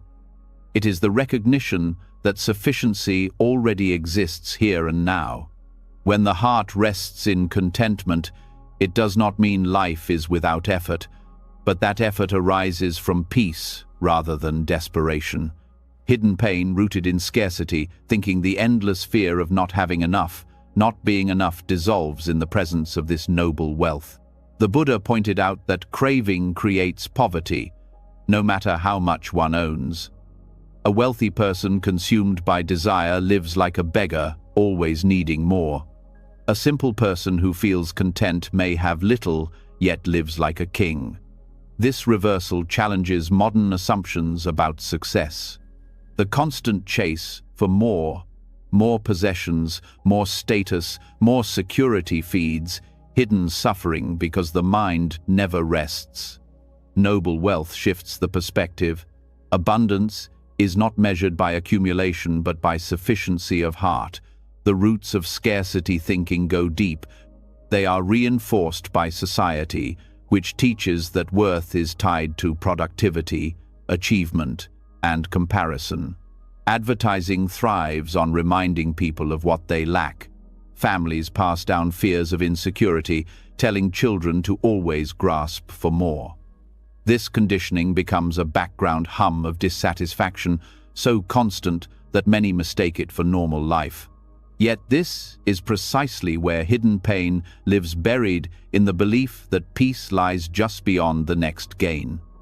Noble wealth interrupts this cycle by teaching that sufficiency is possible now. When we stop feeding the hunger for what is absent and begin to appreciate what is present, a profound shift occurs. The meal before us becomes a feast when eaten with gratitude. A roof overhead becomes a palace when seen with awareness. Relationships become treasures when valued for presence rather than judged for what they lack. Contentment transforms ordinary moments into abundance. This teaching does not deny the reality of poverty or need. The Buddha was clear that material conditions matter. Hunger and deprivation create real suffering. But noble wealth goes deeper. addressing the inner poverty that persists even when material needs are met. Hidden pain often thrives in those who have enough, yet still feel empty. Contentment heals this inner wound, not by ignoring needs, but by ending the endless thirst for more when enough has already been reached. Contentment also protects against the hidden suffering of envy. To look at another's success without restlessness is a sign of noble wealth. Without contentment, envy eats at the heart, convincing us that someone else's gain is our loss. This poison quietly corrodes joy. But with contentment, another's abundance can be celebrated, because sufficiency is already felt within. Envy loses its grip, and the heart becomes spacious enough to rejoice in the happiness of others. The practice of noble wealth requires mindfulness. It is easy to fall back into scarcity thinking, to look at life through the lens of what is missing. Mindfulness interrupts this habit by asking, what is already here? What is already enough? With each recognition, the grip of craving weakens. Over time, this practice rewires the mind from dissatisfaction to gratitude. Contentment grows not from external change, but from repeated recognition of sufficiency. One of the Buddha's metaphors for wealth was the ability to sleep with a calm heart. A person may have riches but lie awake in anxiety, guarding possessions, fearing loss. Another may have little but sleep soundly, free from worry. Who is truly wealthy? Hidden pain reveals itself in the restless nights of those who appear prosperous but are consumed by fear. Noble wealth, rooted in contentment, offers the deeper abundance of inner peace. Contentment also frees us from the burden of comparison. In a culture driven by competition, worth is measured against others, looks, careers, possessions, influence. This constant measuring feeds hidden insecurity. Contentment steps out of the game altogether. It recognizes that each life has its own rhythm, its own sufficiency. With this recognition, comparison loses meaning. The hidden pain of never measuring up dissolves, replaced by peace in one's own path. Noble wealth is not passivity. It does not mean one stops working, creating, or striving. It means the energy of striving shifts.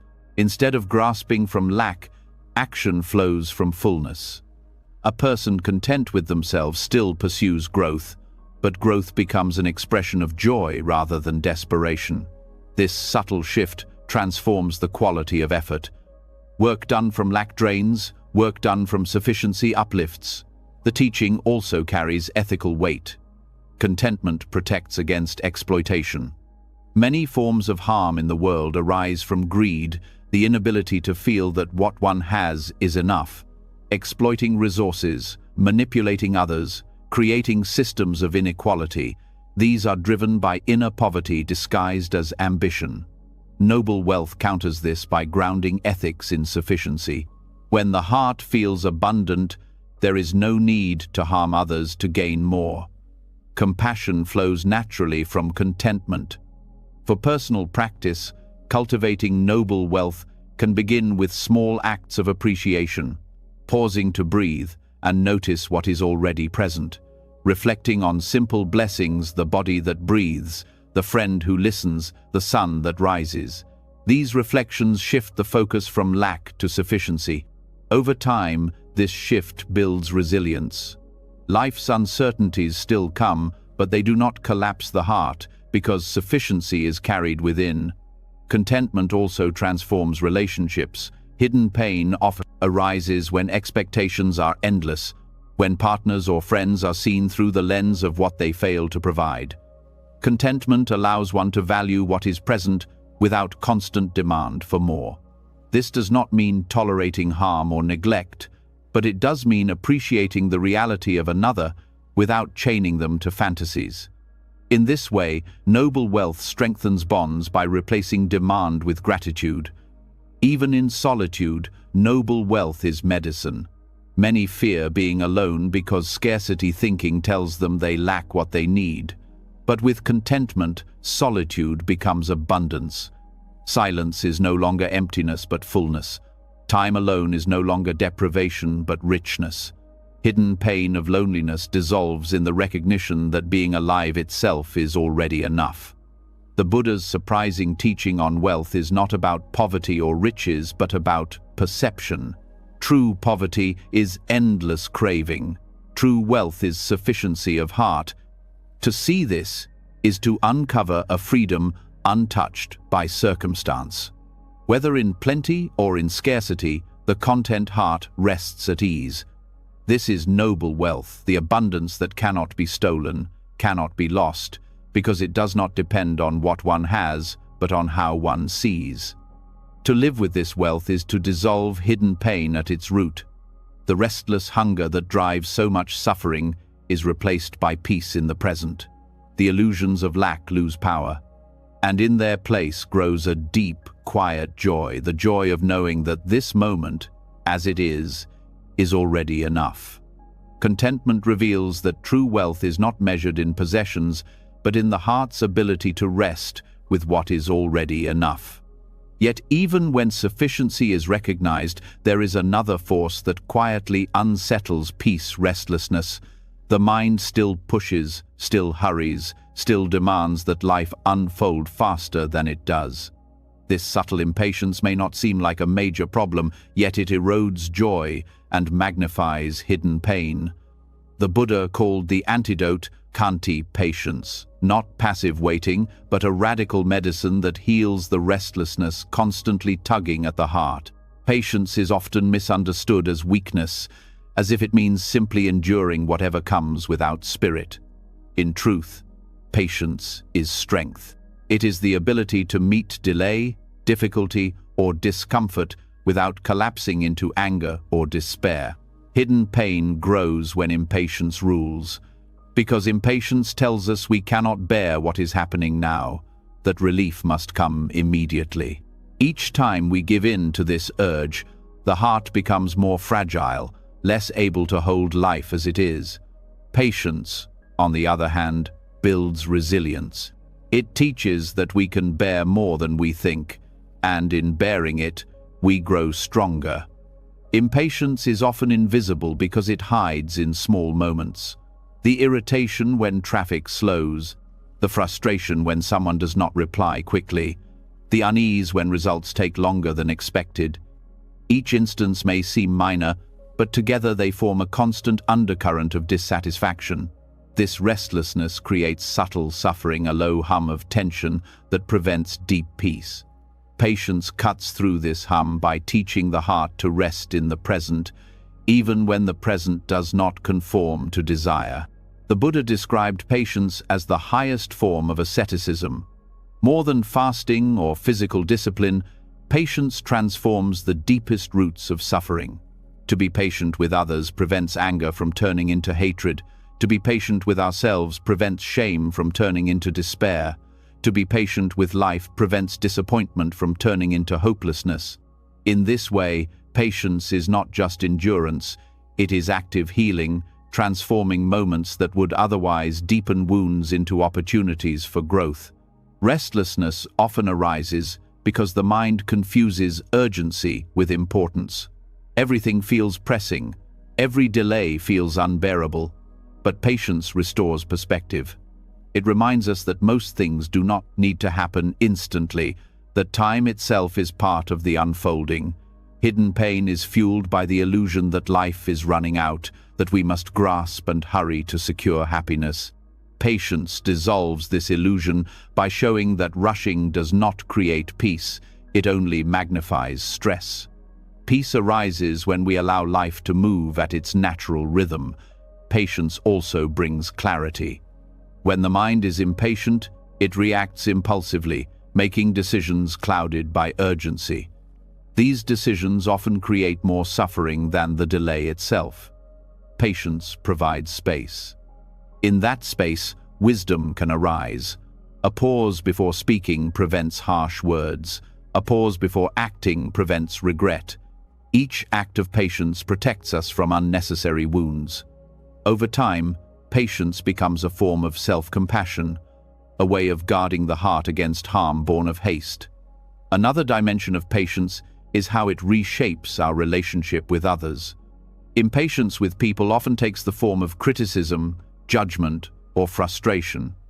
We want them to change, to respond, to behave differently, but this impatience only deepens division. Patience opens another path. To be patient with others is to acknowledge that they too are shaped by conditions, that they too are works in progress. This recognition softens the heart, replacing judgment with compassion. Relationships strengthen when nurtured by patience, because patience communicates trust that change will come in its time, that the other is accepted even while imperfect. Hidden pain within often arises from impatience with ourselves. We demand that healing happen quickly, that flaws disappear instantly, that growth be smooth and swift. When progress is slow, frustration turns inward, breeding shame and self-rejection. Patience with oneself is the medicine here. It acknowledges that growth is not linear, that wounds take time to heal, that setbacks are part of the path. With patience, the heart learns to hold itself gently, allowing transformation to unfold naturally. This self-patience is one of the most radical acts of kindness because it dismantles the hidden pain of self-condemnation. Patience also transforms how we meet suffering itself. Pain often feels intolerable because the mind insists it must end immediately. This resistance is what magnifies suffering. Patience shifts the stance. Instead of demanding the end of pain, it allows us to rest with it, even for a moment longer. This resting changes everything. Pain is still there, but it no longer rules us. Each moment of patience with pain reveals that we are larger than the discomfort, that the heart has space vast enough to contain it. In meditation practice, patience is essential. The mind wanders, the body fidgets, restlessness arises. Without patience, frustration grows, and the practice collapses. With patience, each distraction is simply noticed, each moment begins again. Over time, this patience builds stability. The meditator learns that awareness does not need to fight restlessness, it only needs to wait. In waiting, the storm settles on its own. This lesson in meditation extends to life, where patience reveals that many storms calm not through force, but through time. Patience also has a protective quality. Life often brings insult, injustice, or provocation. Without patience, anger erupts, leading to words or actions that create further harm. Patience shields us from this harm. It allows us to meet provocation without adding fuel to the fire. This is not passivity, it is power. To hold steady when provoked is a strength far greater than reacting. Hidden pain caused by conflict often stems not from the original insult, but from our own impatient reaction. Patience prevents this chain, preserving peace even in difficulty. Culturally, impatience is often glorified.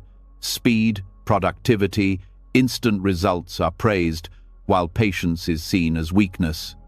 This cultural conditioning feeds hidden suffering because it creates lives of constant urgency and dissatisfaction. The Dharma counters with a different vision. Patience as nobility, as a treasure greater than gold. A society built on patience would value depth over speed, compassion over efficiency, peace over endless striving. On an individual level, reclaiming patience is a way of reclaiming freedom from a culture that feeds restlessness. Patience also reveals the wisdom of timing. Not all seeds sprout instantly. Some require seasons of waiting, conditions of soil and weather. Human growth is the same. To demand instant flowering is to destroy the seed. Patience trusts the natural rhythm of becoming. This trust dissolves hidden pain, born from forcing life to match our timetable. Instead of despair when results do not come quickly, patience teaches faith that what is nurtured with care will ripen in its season. The Buddha praised patience as one of the highest virtues because it transforms not only suffering, but the very foundation of how we meet existence. With patience, even difficulty becomes teacher. Delay becomes practice, waiting becomes meditation. Every moment is included, none wasted. Hidden pain shrinks in this field because it cannot feed on urgency. Without the demand for now, the heart finds rest in enough. The medicine of patience is radical because it works quietly, without drama. It does not erase challenges, but it changes how we carry them. It makes space where there was constriction. It brings gentleness where there was strain. It gives endurance where there was collapse. Over time, patience turns restlessness into peace, dissatisfaction into resilience, hidden pain into hidden strength. To live with patience is to walk with dignity through delay, to breathe calmly through storms, to trust the unfolding of time. It is to stop wounding ourselves with restless urgency and instead heal through steadiness. Patience is not waiting for peace, it is peace, expressed in the heart's willingness to rest where it stands. And in this resting, the subtle restlessness that fuels hidden suffering dissolves, leaving the spacious freedom of a life at ease. Patience shows us how restlessness can dissolve when the heart learns to wait with steadiness. Yet even this profound medicine points towards something deeper. Why does restlessness arise at all? Why does craving keep returning even after peace has been tasted? Why do wounds resurface even when healing has begun? To answer these questions, the Buddha turned to one of his most radical insights: dependent origination.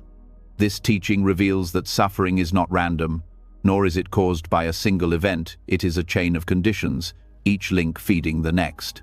To truly heal, we must understand the root causes instead of endlessly trimming the branches. Dependent origination begins with ignorance, the failure to see things as they are. This blindness is not stupidity, but a lack of clarity about impermanence, non-self, and the nature of suffering. From this lack of clarity, distorted views form, shaping every thought and action. When ignorance operates, the rest of the chain follows, unfolding like dominoes. Awareness of this starting point is crucial because it shows that suffering does not appear from nowhere.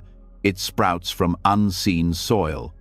From ignorance arises formations, habitual tendencies shaped by past actions. These are the patterns that drive behavior even when we think we are choosing freely. For example, the habit of reacting with anger, the compulsion to seek validation, the urge to run from discomfort. These formations are like grooves in the mind, deepened by repetition. Hidden pain grows here because these grooves keep leading us into the same cycles. Recognizing their conditioned nature is the first step toward freedom. Formations give rise to consciousness, the stream of awareness that carries impressions forward. Consciousness here is not neutral, it is tinted by the formations that shape it. A mind conditioned by fear sees the world through suspicion. A mind conditioned by craving sees everything as potential gain. Consciousness becomes the lens through which the world is perceived, and this lens shapes reality itself. To see this is to realize how deeply conditioning feeds suffering. From consciousness arises name and form, the mental and physical aspects of existence. Together, they create the sense of self moving through the world. The body feels, the mind interprets, and the illusion of a solid identity strengthens. This identity becomes the stage where suffering plays out. Hidden pain arises here when we cling to body and mind as permanent, forgetting their fragile and interdependent nature. Awareness of name and form shows us that even the sense of I is part of the chain, not an independent truth. With name and form comes the 6 sense bases: eye, ear, nose, tongue, body, and mind. These are the doors through which the world enters. Each impression, what we see, hear, smell, taste, touch, and think, creates contact, the next link in the chain. Contact is the spark. The moment experience touches awareness. Hidden pain is born here when contact is immediately grasped or resisted. A harsh word contacts the ear, and before reflection, pain arises. A pleasant sight contacts the eye, and craving begins. Without mindfulness, contact becomes the ignition point of suffering. Contact gives rise to feeling pleasant, unpleasant, or neutral. This is the raw tone of experience. At this stage, suffering is not yet inevitable. Feelings are natural, part of being alive. But when feelings are mistaken for permanent truths, the chain continues. Pleasant feelings lead to craving, unpleasant feelings to aversion, neutral feelings to boredom. Hidden pain thrives because we mistake these shifting tones for reality itself, chasing or rejecting them endlessly. From feeling arises craving. This is the thirst, the grasping that insists, "I need more of this," or "I must escape this." Craving is one of the central engines of suffering, and it often hides beneath seemingly reasonable desires. Wanting success, wanting comfort, wanting control, these seem harmless. Yet when driven by craving, they feed dissatisfaction. Craving convinces us that peace lies in the next moment, the next gain, the next escape. But peace is endlessly postponed, and hidden pain deepens. Craving leads to clinging, a tighter form of grasping where identity becomes entangled. We cling to possessions, to beliefs, to roles, to people, as if they could provide security. Hidden pain grows here because clinging resists impermanence. When what we cling to inevitably changes, the heart breaks. The loss of a relationship, the fading of health, the collapse of a dream all become devastating when clung to as permanent. Clinging transforms natural change into sharp suffering. Clinging conditions becoming the momentum of actions shaped by craving. This is the restless drive that propels life forward, creating new circumstances, reinforcing old habits, generating more suffering. Becoming is not peace, it is endless movement, fueled by dissatisfaction. Hidden pain thrives here because becoming never ends.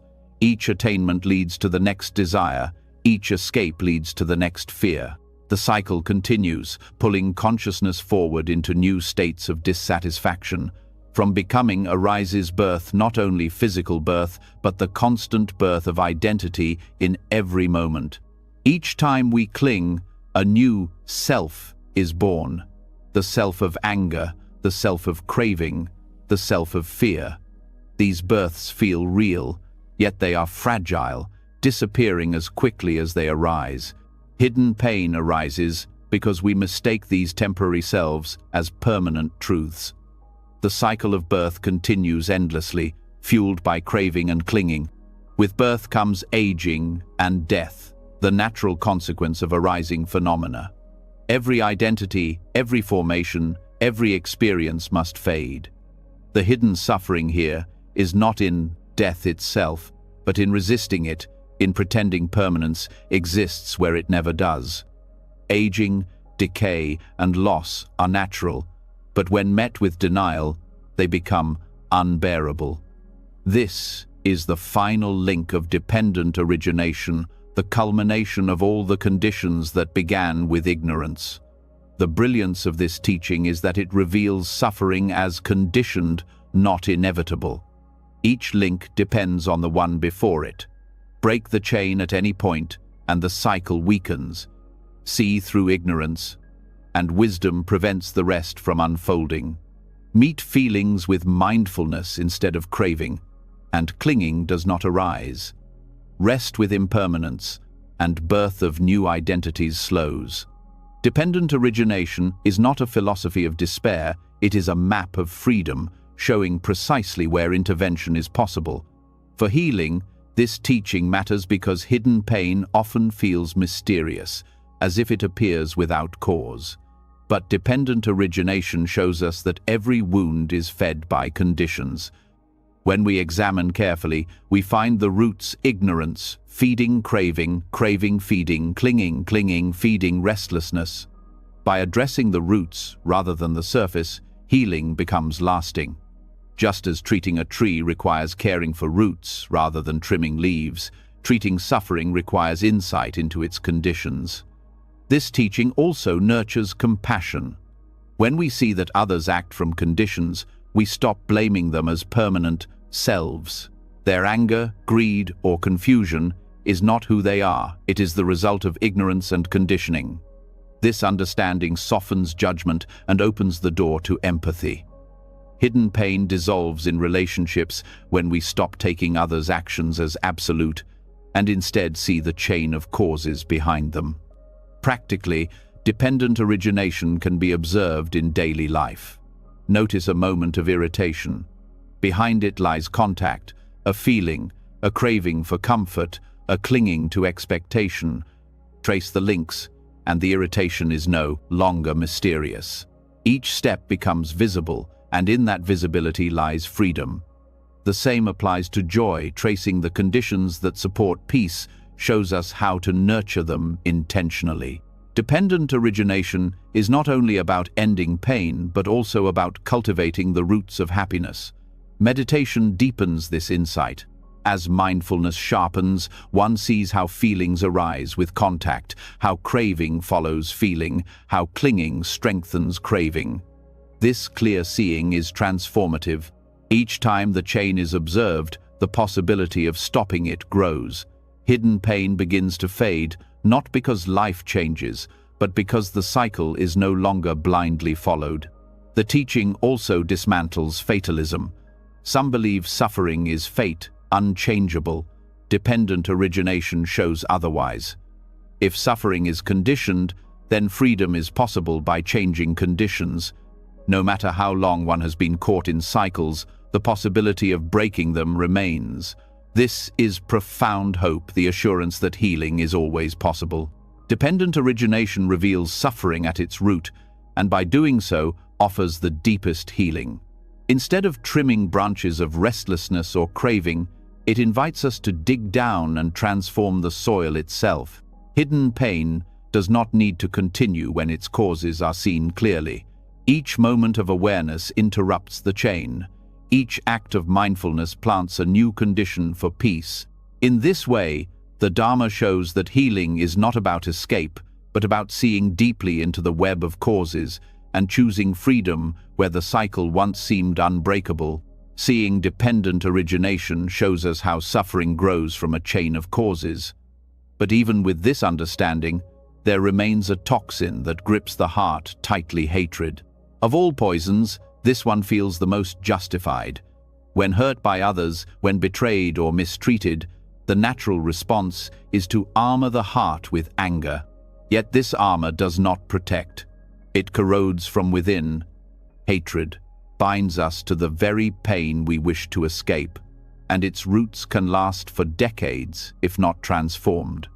The Buddha offered a medicine for this most difficult wound: metta, or loving kindness, extended even toward those we call enemies. The practice of metta toward enemies is not about approving of harm, nor does it deny injustice. It is about healing the poison that festers inside us long after the harm is done. When someone wounds us, the first arrow is their action, but hatred becomes the second arrow we drive into ourselves again and again. The heart rehearses anger, relives betrayal, replays the injustice until it becomes part of identity. Metta is the radical act of laying down that burden, choosing to meet the enemy not with more poison, but with a medicine that frees both sides from chains. This practice begins with recognition of what hatred costs. Anger feels powerful, but beneath the fire it leaves exhaustion. The mind, consumed with revenge, cannot rest. The body tightens, the breath shortens, sleep is disturbed. Hatred imprisons us in the past, forcing us to carry the offender within us day after day. Metta reveals another path, not forgiveness in the conventional sense, but the offering of goodwill that cuts through our own suffering. When we send kindness toward an enemy, it is not for them first, but for ourselves. It is to reclaim the heart from the grip of poison. The Buddha compared hatred to holding a burning coal with the intent of throwing it at another. The one who holds it is the one burned. Metta practice is dropping the coal. This dropping does not excuse the wrong, but prevents us from being destroyed by it. Hidden pain thrives when we refuse to release the coal, convincing ourselves that our suffering punishes the one who harmed us. Yet often, they move on while we remain chained. Metta ends this silent self-punishment. The method is simple in structure but profound in effect. We begin by cultivating metta toward ourselves. May I be safe, may I be well, may I be at peace. This lays the ground of goodwill. Then we extend it to friends, to neutral people, and finally, to those who have caused us pain. The phrases may feel false at first, especially when directed toward an enemy. Resistance rises. The mind argues they do not deserve kindness. But here lies the medicine. The practice is not about what they deserve, it is about freeing ourselves from carrying them in bitterness. Hidden pain rooted in hatred often survives because we confuse anger with justice. We believe that letting go of hatred means letting go of fairness. But metta does not erase accountability. One can still seek justice, set boundaries, or remove oneself from harmful situations. What metta does is prevent the heart from drowning in resentment while doing so. Justice without hatred is clear and effective. Justice with hatred is clouded and often destructive. Metta makes justice clean. This practice also reveals something unexpected. Enemies, too, are caught in dependent origination. Their harmful actions arise from ignorance, craving, clinging, and conditions we may never see. To meet this truth with hatred is to deepen cycles of suffering. To meet it with metta is to step outside the cycle. This does not mean excusing cruelty, but understanding that their actions come from their own chains. With this understanding, the heart can release hatred while still recognizing the harm. Metta toward enemies also heals collective wounds. Entire communities carry generations of anger, each side rehearsing grievances, each feeding the fire of division. Hidden pain becomes cultural, passed like inheritance. When even a few individuals practice metta, a new current enters the collective field. It may not erase conflict instantly, but it plants seeds of peace that ripple outward. The history of reconciliation movements shows this truth. Where hatred could have fueled endless cycles, compassion opened a new path. For personal healing, metta is especially powerful when resentment is buried. Often we convince ourselves that anger has faded, yet subtle hostility remains. Tightness when we hear a name, unease when we recall a memory, bitterness that colors perception. These quiet forms of hatred feed hidden pain silently. Metta practice brings them into the light. By consciously directing goodwill, even reluctantly, we expose these shadows. At first, it may feel mechanical, but over time, sincerity grows. The heart begins to soften, and the hidden wound starts to close. This practice also expands compassion for ourselves. Hatred often masks deeper feelings: hurt, fear, humiliation. By sending metta to an enemy, we acknowledge those wounds indirectly. We admit, I have been hurt, but I will not remain bound by that hurt. In doing so, self-compassion and resilience deepen. We see that healing does not require the enemy's apology, because healing is not dependent on them. It arises from our own practice of freeing the heart. In daily life, moments to practice metta toward enemies appear often. A rude driver, a critical co-worker, a neglectful partner. These may not be lifelong enemies, but they awaken the same patterns of anger. To send goodwill, even in these small cases, builds the capacity for larger challenges. Over time, the heart becomes less reactive, less poisoned by every slight. Instead of carrying bitterness, we learn to release it swiftly, preserving peace. Meditation strengthens this capacity. In silence, we bring the image of the enemy to mind and repeat phrases of goodwill. Resistance is expected. The practice is not easy. Yet each repetition plants a seed. Over days, months, years, the soil of the heart changes. The enemy may never change, but our relationship to them does. The poison of hatred weakens, and in its place grows a quiet strength, freedom from being defined by the harm done to us. Metta toward enemies is one of the most radical practices because it challenges the deepest instincts of self-protection. Yet its fruits are profound. It dissolves hidden pain rooted in resentment, it reclaims energy wasted on bitterness, and it creates space for genuine peace. The enemy may still exist, injustice may still require action, but the heart no longer carries poison while addressing it. This is liberation not in theory but in lived experience. The Buddha declared that hatred never ceases by hatred, but only by love. Metta toward enemies is the living proof of this truth. It is the practice of healing the poison of hatred with the medicine of kindness, a medicine that begins in our own hearts and radiates outward. And when this practice takes root, hidden pain that once felt permanent begins to dissolve, replaced by a strength that no enemy can steal, the strength of a heart that refuses to be chained by hatred. Extending metta toward enemies reveals that even hatred, one of the most corrosive poisons, can be transformed into freedom. Yet this raises another question. Why do such poisons keep arising in the first place? Why do anger, greed, envy, fear, and despair circle back into our lives again and again, no matter how much we practice? The Buddha described these recurring patterns not as accidents but as realms, 6 states of existence that are both mythic and deeply psychological. These realms are not places we travel after death alone. They are conditions of mind that we move through daily, often without recognizing them. To understand the 6 realms is to hold a map of hidden suffering, one that shows exactly where the mind wanders when peace is lost. The realm of gods, or devas, is marked by pleasure and abundance. On the surface, it seems like bliss, but its hidden pain is complacency. Those in this state forget impermanence, assuming comfort will last forever. When loss eventually arrives, the fall is devastating. Psychologically, this realm appears in moments of privilege and ease, when we drown in pleasures and forget the fragility of life. Hidden pain here comes from denial, the refusal to acknowledge that every comfort eventually fades. Awareness transforms this realm by remembering gratitude and impermanence within pleasure, softening the crash that otherwise follows.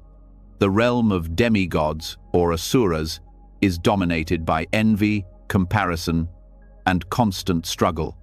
Here beings look upward at the gods with jealousy, forever competing and fighting to gain what others have. In human life, this realm manifests as endless rivalry, career competition, social comparison, the restless drive to always outdo. Hidden pain in this realm is subtle because it wears the mask of ambition. Yet beneath it lies exhaustion, insecurity, and the inability to rest. The practice here is contentment and sympathetic joy, rejoicing in the success of others rather than feeding the fire of envy. The human realm is considered precious because it holds both suffering and the possibility of awakening. Unlike gods lost in pleasure or animals trapped in instinct, humans experience enough dissatisfaction to seek freedom. Yet hidden pain here is distraction. With the potential for growth, many waste the chance in trivial pursuits. Days are lost to idle consumption, opportunities to awaken are neglected. The suffering of the human realm is restlessness, a scattered life that forgets its unique opportunity. The antidote is mindfulness, remembering that human birth is rare and fragile, a gift that should be used to cultivate wisdom and compassion. The animal realm is marked by ignorance and instinct. Here, survival dominates food, shelter, safety. In human psychology, this realm appears as inertia, dullness, and refusal to reflect. People in this state follow habits blindly, trapped in cycles of comfort-seeking without deeper awareness. Hidden pain here is stagnation, the quiet suffering of a life unexamined. Though it may seem safe, it leaves the heart unfulfilled. To rise from this realm requires curiosity, study, and the willingness to question routine. Mindfulness breaks the inertia and allows growth. The hungry ghost realm, or preta, is dominated by insatiable craving. Beings here wander with huge bellies and tiny throats, never satisfied no matter how much they consume. Psychologically, this realm manifests as addiction, whether to substances, validation, status, or distraction. Hidden pain here is endless hunger, the gnawing sense of lack that cannot be filled. Even when something is gained, it vanishes instantly into dissatisfaction. The practice here is generosity and gratitude, learning to open the heart rather than hoard. Only by turning outward, by giving, can the endless hunger be transformed. The hell realms are states of intense suffering, fueled by hatred, rage, and despair. In their fiery forms, they are dominated by aggression. In their cold forms, by isolation and numbness. Psychologically, this is depression, trauma, or uncontrollable fury. Hidden pain here is overwhelming, often convincing the person that no escape exists. The Dharma teaches otherwise. Even in hell, seeds of awakening remain. Patience, compassion, and mindfulness of impermanence can open cracks of light. The hell realms may feel permanent, but they too are conditions, subject to change. Recognizing this truth is the first step toward freedom. What makes the teaching of the six realms profound is that we move through them constantly. A morning of joy may feel like the God realm, an afternoon of jealousy like the Asura realm, an evening of numbness like the animal realm, a night of craving like the hungry ghost realm, and a moment of rage like the hell realm. These realms are not distant, they are present here, shaping our inner landscape. Hidden pain is multiplied because we mistake these temporary states for permanent realities. We say, "I am depressed," or "I am unworthy," as though the realm is our identity. In truth, it is a passing state. To see this is to loosen the grip of suffering. Awareness of the realms also builds compassion. When others act from anger, greed, or envy, we can see that they are caught in a realm not defined forever. This understanding prevents judgment. A person lashing out in rage is not simply cruel, they are experiencing the hell realm. A person chasing endlessly after status is not shallow, they are trapped in the Asura realm. Recognizing the realm allows us to respond with wisdom rather than condemnation, dissolving hidden pain in relationships. The six realms also reveal the importance of practice. Without mindfulness, we are pulled from realm to realm unconsciously, tossed like leaves in the wind. With practice, we begin to recognize where we are. Recognition itself weakens the power of the realm. When we notice craving rising, we can practice generosity. When envy arises, we can practice joy. When rage burns, we can practice patience. Each practice interrupts the cycle, loosening the chains of samsara. The human realm's unique gift is the ability to reflect. Animals, ghosts, gods, and hell beings are trapped by their conditions, but humans can question and transform. This is why the Buddha emphasized the preciousness of human birth. To waste it in distraction is to miss the chance for freedom. Hidden pain dissolves when we use this opportunity fully, when we practice, reflect, and awaken within the very cycles that cause suffering. The teaching of the six realms does not ask us to believe in myth, but to look honestly at our minds.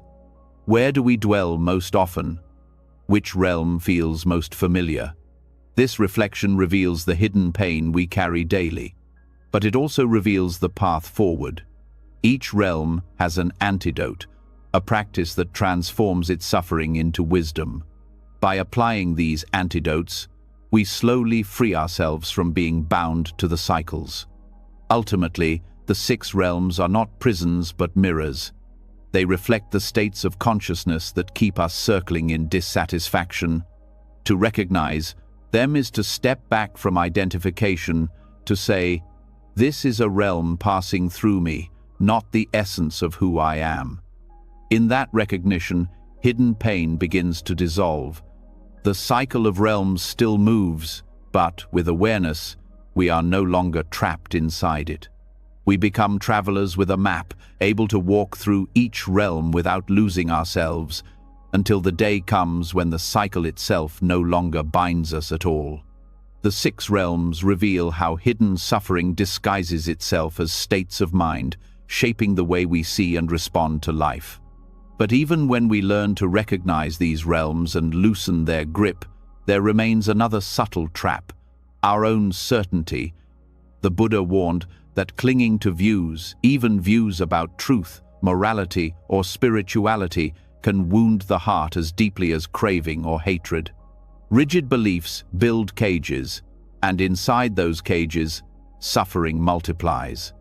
To step out requires a rare quality: intellectual flexibility, the willingness to hold views lightly, to let them guide but not imprison.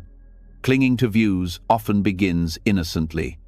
We form conclusions about the world, about others, about ourselves, and those conclusions give us security.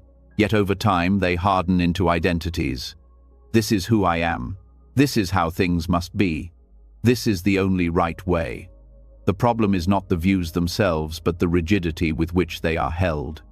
Life is impermanent, conditions shift, and rigid beliefs cannot bend with change. The hidden pain is the tension between reality's fluidity and the mind's insistence on solidity. This clinging appears in many forms. On a personal level, it manifests as stories about the self: I am a failure, or I am always strong. These are not truths, but views shaped by memory and emotion. When clung to, they restrict growth. Someone who believes they are a failure avoids opportunities, reinforcing their suffering. Someone who believes they must always be strong hides vulnerability, cutting themselves off from healing. Non-clinging to views opens space for self-understanding that evolves, for identity that breathes rather than suffocates. On a relational level, clinging to views often destroys connection. When two people hold rigid positions, conflict intensifies. Each is more concerned with being right than with understanding.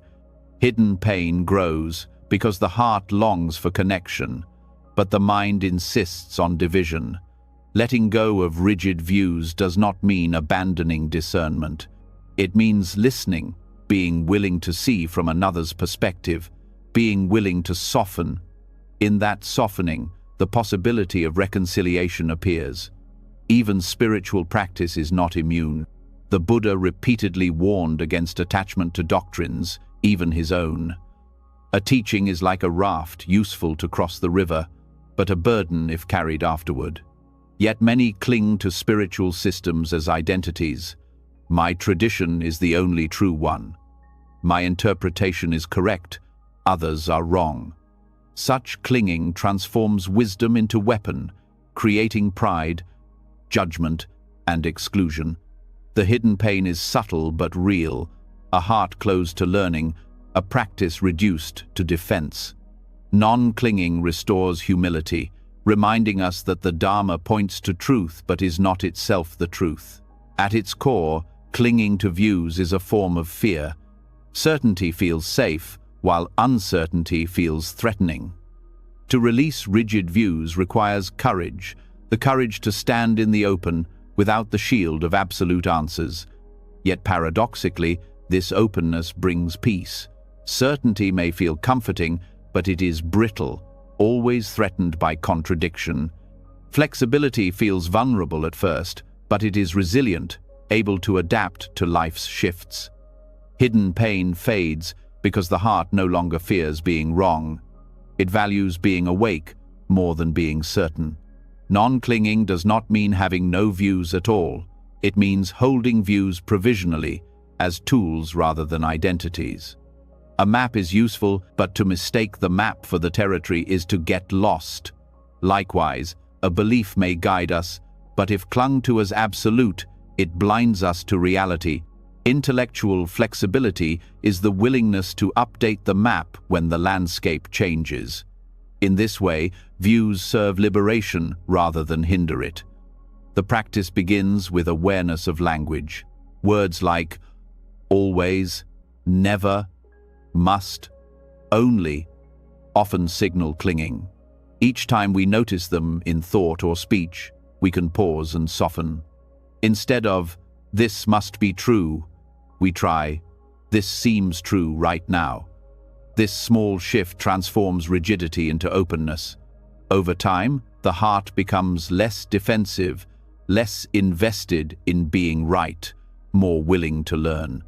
Non-clinging also requires mindfulness of emotional charge. Often, when a view is challenged, anger or fear arises. This is a signal of attachment. Instead of defending immediately, practice pausing to feel the discomfort. Ask, "What am I protecting?" Usually it is not truth itself, but identity, the sense of self tied to being right.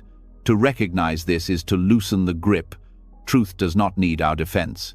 What needs defense is the ego, and seeing this clearly dissolves much hidden pain. This teaching also applies to social and political views. While discernment is necessary to address injustice, rigidity can create further division.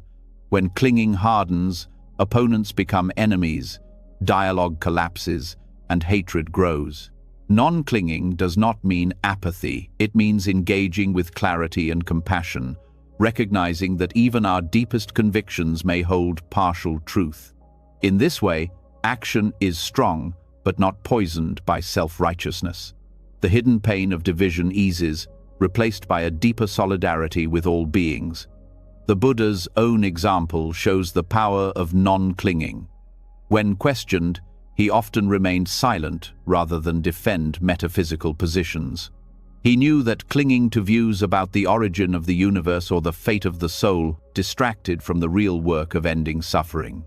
His silence was not ignorance, but wisdom, the refusal to be trapped in debates that create more attachment. This model teaches us that freedom is not found in having the perfect view, but in letting go of the need for absolute certainty. Hidden suffering caused by clinging to views is everywhere. It appears in families divided by politics, in communities fractured by ideology, in inner lives shackled by old stories. Each time we release a rigid view, we create space for healing. The heart softens, the mind opens, and connection becomes possible. Non-clinging is not a loss, but a gain, the gain of freedom, curiosity, and compassion. To practice non-clinging daily, one can cultivate the phrase, "I may be wrong." This is not weakness, but strength. It opens dialogue, invites learning, and humbles the ego. Another practice is to seek out perspectives different from our own, not to defeat them, but to understand. Each encounter becomes a chance to expand awareness rather than fortify walls. Over time, this flexibility becomes natural, a way of living that welcomes reality instead of fighting it. The Dharma of non-clinging to views shows that suffering is not only in craving or aversion, but also in the mind's hunger for certainty. To release this hunger is to free the heart from a subtle but powerful form of bondage.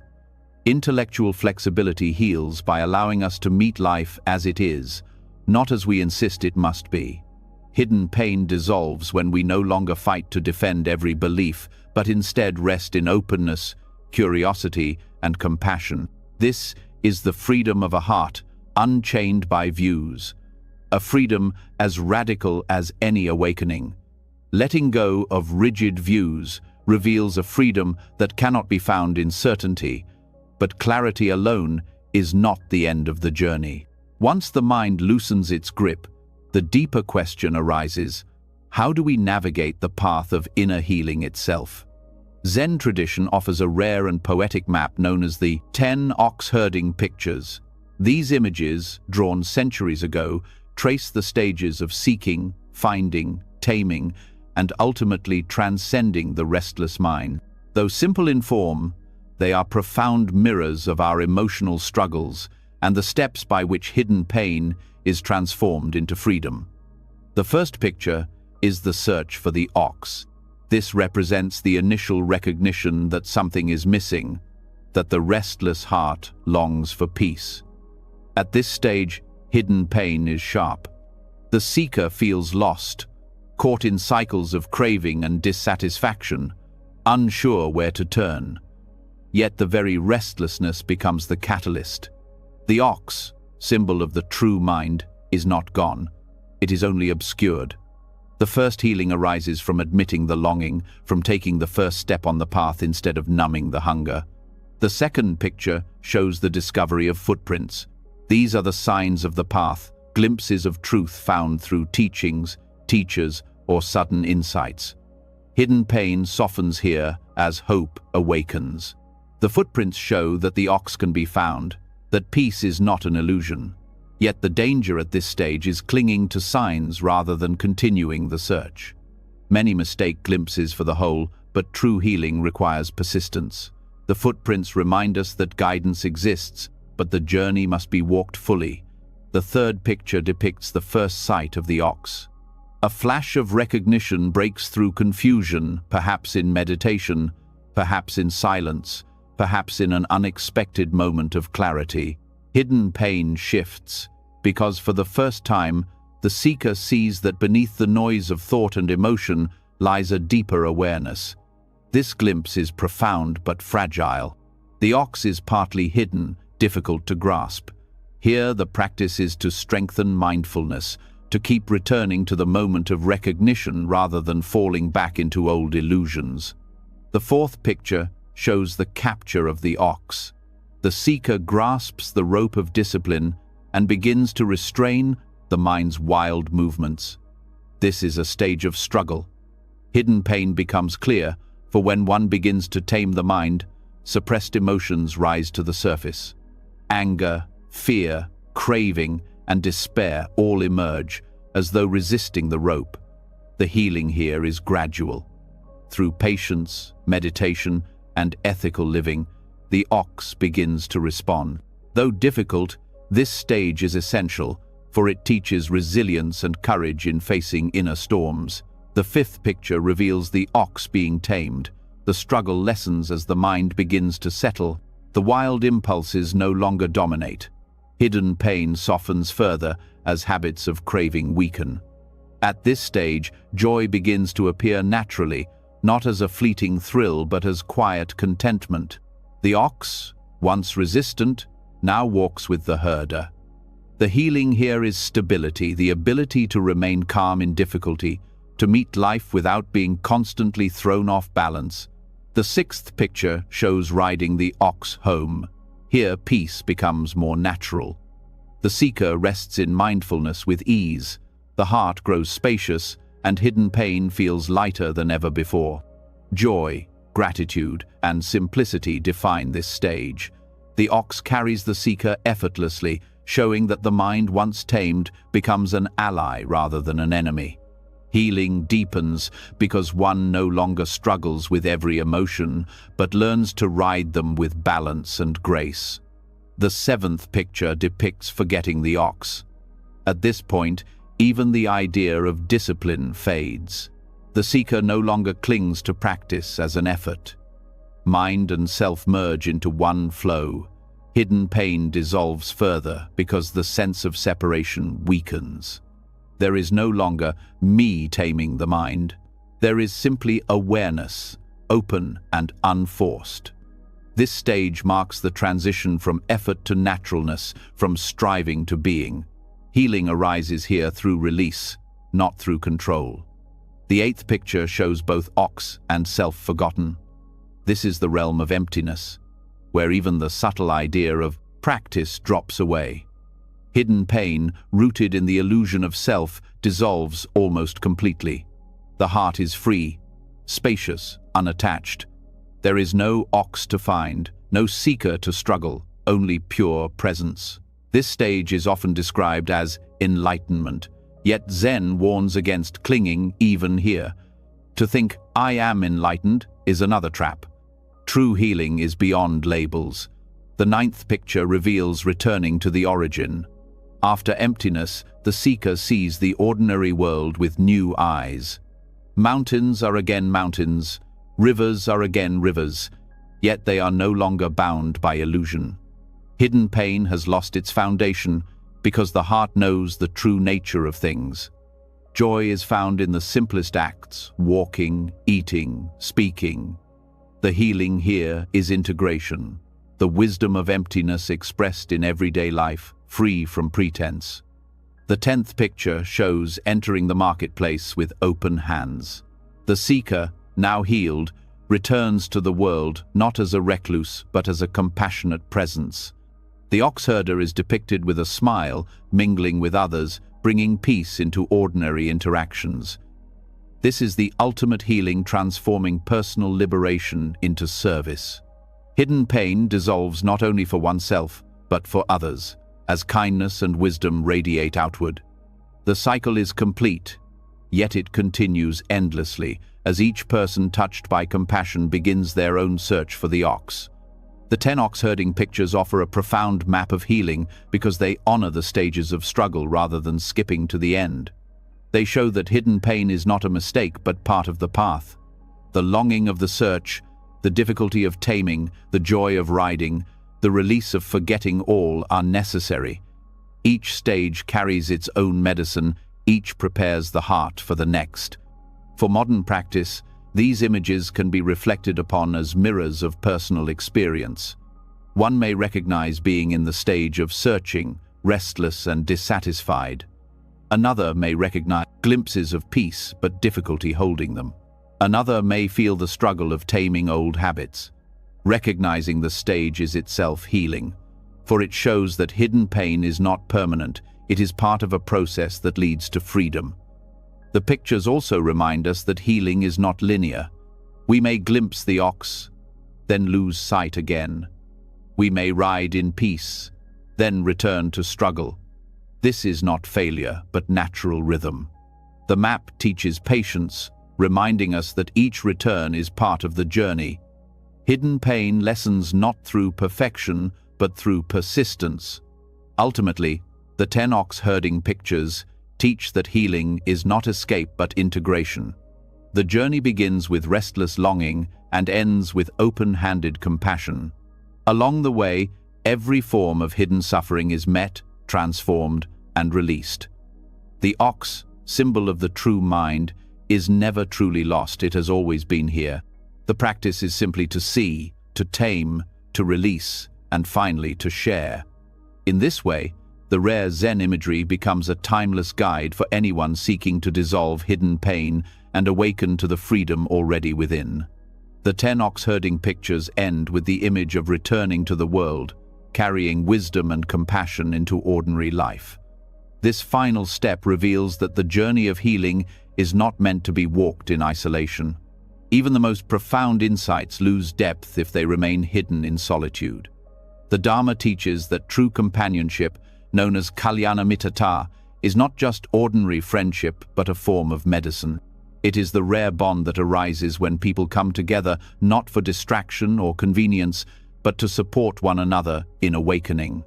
Spiritual friendship is healing because it directly addresses loneliness, one of the deepest forms of hidden pain. A person may be surrounded by acquaintances and yet feel unseen, unheard, unknown. Ordinary friendships often orbit around entertainment or habit, but they may avoid the raw truths of suffering. Kalyana mittata is different. It is companionship that does not turn away from struggle, that dares to sit with silence, that encourages honesty even when honesty is difficult. In such bonds, wounds long carried in secret find the light of compassion. The Buddha emphasized this teaching with extraordinary clarity. When his disciple Ananda asked whether spiritual friendship was half of the holy life, the Buddha corrected him. It is the whole of the holy life. This statement reveals that awakening is not only a solitary path of meditation, but also a shared path of relationship. The presence of companions who remind us of truth, who call us back when we drift, who hold us steady when storms rise, this presence is as vital as the practice itself. Hidden pain often arises when the heart feels abandoned. Spiritual friendship dissolves this pain by reminding us, you do not walk alone. What makes such friendships rare is that they are rooted in the Dharma, not in convenience. A Kalyana mitta is one who encourages ethical living, mindfulness, and compassion. They are not there simply to agree or flatter, but to reflect truth. Sometimes this means gentle correction. Sometimes it means encouragement when doubt overwhelms. Sometimes it simply means presence, a steady hand when words are unnecessary. Each act, however small, becomes medicine. The wound of isolation heals in the warmth of connection. Spiritual friendship is also reciprocal. It is not about leaning endlessly on another, but about walking together. Each person brings their own strength and their own vulnerability, and the exchange becomes nourishment.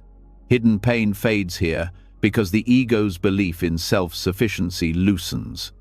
To accept support and to offer support are equally important.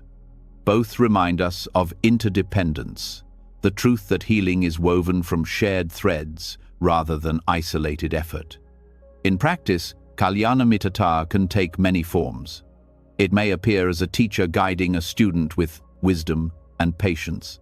It may appear as fellow practitioners sitting together in silence, their shared discipline creating strength beyond what each could summon alone.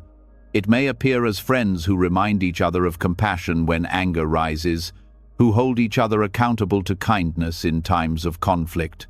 Each form serves the same purpose, to remind the heart of its capacity for peace. This kind of friendship heals in ways ordinary friendship cannot, because it touches the hidden wounds beneath the surface. Many carry shame, convinced they must hide their struggles to be accepted. In spiritual friendship, these shadows can be revealed without fear of rejection. When a friend listens without judgment, reflects without condemnation, and reminds us of our inherent dignity, shame begins to dissolve. The very act of being seen and accepted in truth is healing. Kalyanamitta also protects against the subtle poisons of envy and competition. In ordinary relationships, comparison often corrodes connection. In spiritual friendship, another's growth is not a threat but a joy. Their progress becomes encouragement, their clarity becomes inspiration. The bond is strengthened rather than weakened by difference. Hidden pain fueled by comparison loses its power because the friendship itself is built on the shared intention of liberation, not on rivalry. Another dimension of this medicine is honesty. True companions tell the truth, even when it is uncomfortable. They remind us when we drift into harmful patterns, when we are blinded by anger, when we are caught in craving. Because their correction comes from love rather than judgment, it heals rather than wounds. Hidden pain thrives in self-deception. A Kalyanamitta dissolves this by reflecting reality gently but firmly, helping us see what we cannot see alone. Spiritual friendship also cultivates resilience. When practice feels heavy, when doubt rises, when life delivers suffering that feels unbearable, a friend, rooted in Dharma, steadies us. Their encouragement reminds us of the path. Their presence keeps us from giving up. This resilience is not built by avoiding suffering but by facing it together. The knowledge that someone walks beside us transforms even the hardest journey into something possible. The power of Kalyanamitta extends beyond individuals. Communities built on such friendships become fields of healing. Monastic sanghas, lay practice groups, or even small circles of friends who gather for meditation, these spaces create collective strength. Hidden pain that might overwhelm one person becomes lighter when carried by many. The community itself becomes medicine, a living reminder of interconnection. For those without such companionship, the teaching is not despair, but encouragement. Even one friend rooted in Dharma can change the entire course of practice. If such a friend is not yet present, the practice of becoming one is itself powerful. By offering support, by living truthfully, by cultivating compassion, one attracts and strengthens such bonds. Spiritual friendship begins with the willingness to embody it. This medicine is especially important in a world where isolation has become common. Many live surrounded by noise, yet starved of true connection. Hidden pain grows in this silence of the heart. Kalyana Mittata counters it by providing depth where superficiality dominates, presence where distraction prevails. It reminds us that companionship is not about quantity, but about quality, the depth of connection rooted in shared intention. The Buddha's insistence that spiritual friendship is the whole of the holy life carries profound meaning. Awakening is not only about transcending the self, but also about dissolving the illusion of separateness between beings. True companions are mirrors of this truth. They reflect our struggles, our strengths, and our inherent capacity for freedom.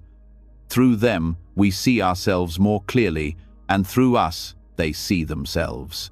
In this mutual reflection, hidden wounds heal because they are no longer carried in isolation. Kalyana Mittata, then, is not merely friendship but a form of sacred medicine. It transforms isolation into belonging, shame into acceptance, envy into joy, despair into resilience.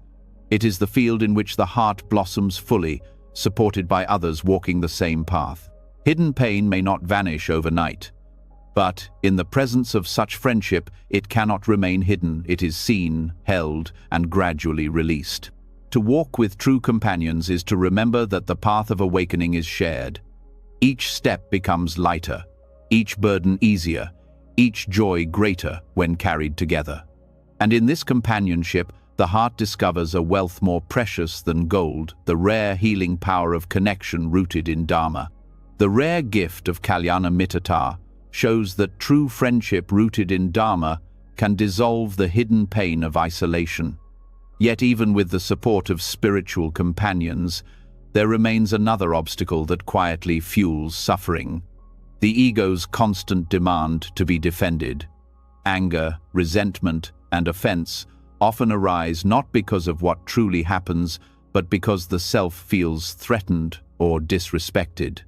Zen offers a profound metaphor to address this, the teaching of the empty boat. It shows that much of our pain is born from mistaking accidents and conditions for personal attacks, from reacting as though everything is about us. The story is simple. A person is crossing a river when another boat drifts into theirs. If the other boat is empty, no anger arises. It is seen as mere circumstance. But if someone is sitting inside the boat, anger erupts. Why are you so careless? Why did you crash into me? The event is the same, yet the reaction differs. The empty boat becomes a mirror, showing that anger often depends not on the event but on the ego's interpretation. To treat all boats as empty is to remove the self from the center, to release the reflex of taking everything personally. Hidden pain thrives because the ego constantly interprets life through the lens of me and mine. A colleague's comment is heard as insult. A stranger's glance is taken as judgment. A loved one's distraction is read as rejection. In reality, most actions of others are driven by their own conditions, not by us.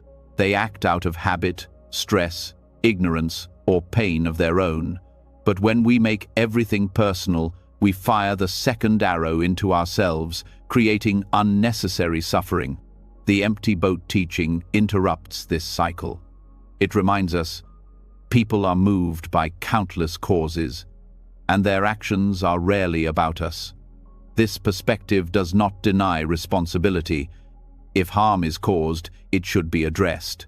But by seeing the boat as empty, we address the harm without adding the poison of ego-based anger. We can respond clearly, set boundaries, or seek justice without carrying resentment. This difference is vital for healing hidden wounds. Resentment lingers long after events pass, chaining us to pain. Letting the boat be empty frees us from that chain. Consider the daily frustrations of modern life. Someone cuts us off in traffic, speaks harshly in a meeting, or ignores our message. The ego leaps to defend. They disrespected me. Yet most often, the other person is lost in their own storm, unaware of our existence in that moment. To react with anger only multiplies pain. To treat it as an empty boat is to recognize that the event reflects their conditions, not our worth. This recognition diffuses anger and preserves peace. The practice of the empty boat also reveals the hidden cost of ego reactions. Each time we defend the self, the heart tightens. The body reacts with tension, stress hormones flood, and the mind replays the incident for hours or days. What could have been a brief inconvenience becomes long-lasting suffering. By shifting perspective, by refusing to take it personally, the burden dissolves. We reclaim energy that would have been wasted on resentment. This teaching does not mean becoming passive or ignoring harm. It means responding without ego. When someone speaks unkindly, we can acknowledge the impact without needing to label ourselves as victim or them as enemy. When someone acts unfairly, we can address it with clarity rather than revenge. This balance, firmness without anger, response without ego, is the heart of the empty boat. It allows justice and compassion to coexist, ending the cycle of hidden pain. The metaphor also applies inwardly. Many people carry anger toward themselves, reacting to past mistakes as though the self were a solid enemy. But those past actions too were the product of conditions, ignorance, fear, confusion. To see our own past self as an empty boat is to soften self-hatred. This does not excuse harm done, but it allows forgiveness by recognizing that we, too, were moved by forces larger than conscious control. Self-compassion grows when the ego loosens its grip on the narrative of blame. Meditation deepens this teaching. In mindfulness practice, thoughts and emotions drift into awareness like boats on a river. When we cling to them as mine, anger or shame arises. But when we see them as empty, simply conditions passing through consciousness, their hold weakens. We begin to experience life less as a personal drama and more as a flow of causes and effects. Hidden pain dissolves because the ego no longer insists on being the center of every event. Relationships also transform under this lens. Many conflicts in families and partnerships are fueled by ego reactions. Words spoken in haste are taken as deliberate wounds. Actions shaped by stress are perceived as personal betrayal. When both sides cling to ego, the conflict deepens. But when even one person treats the boat as empty, space opens. Instead of, "You hurt me on purpose," the recognition becomes, "You acted from your own pain." This shift allows compassion, reducing hidden resentment and allowing reconciliation. The empty boat also teaches humility. It reveals that much of what others do has little to do with us. We are not the center of the universe, and most boats drifting into ours are driven by currents we cannot see. This recognition dissolves pride as well as anger. When praised, we remember that conditions contributed teachers, opportunities, timing. When criticized, we remember that conditions shaped both our actions and the critic's perception. This humility heals the hidden pain of ego, which constantly oscillates between inflation and deflation. Practicing the empty boat in daily life requires vigilance. The ego reacts quickly, eager to defend. The key is to pause before responding, to ask, "Is this really about me?" Often, the answer is no. Even when the answer is partly yes, recognizing the conditions behind the action softens the sting. A harsh word may come from someone's exhaustion. An unfair decision may come from their fear. Seeing conditions instead of enemies preserves clarity without hatred. Over time, this practice becomes natural. Frustrations that once provoked days of bitterness now pass in moments. The heart feels lighter, the mind less reactive. Hidden pain loses its fuel because the ego no longer insists on constant defense. This does not mean we stop caring. It means we stop clinging. We respond wisely to life while resting in the spaciousness of non-self. The Dharma of the empty boat reveals a profound truth.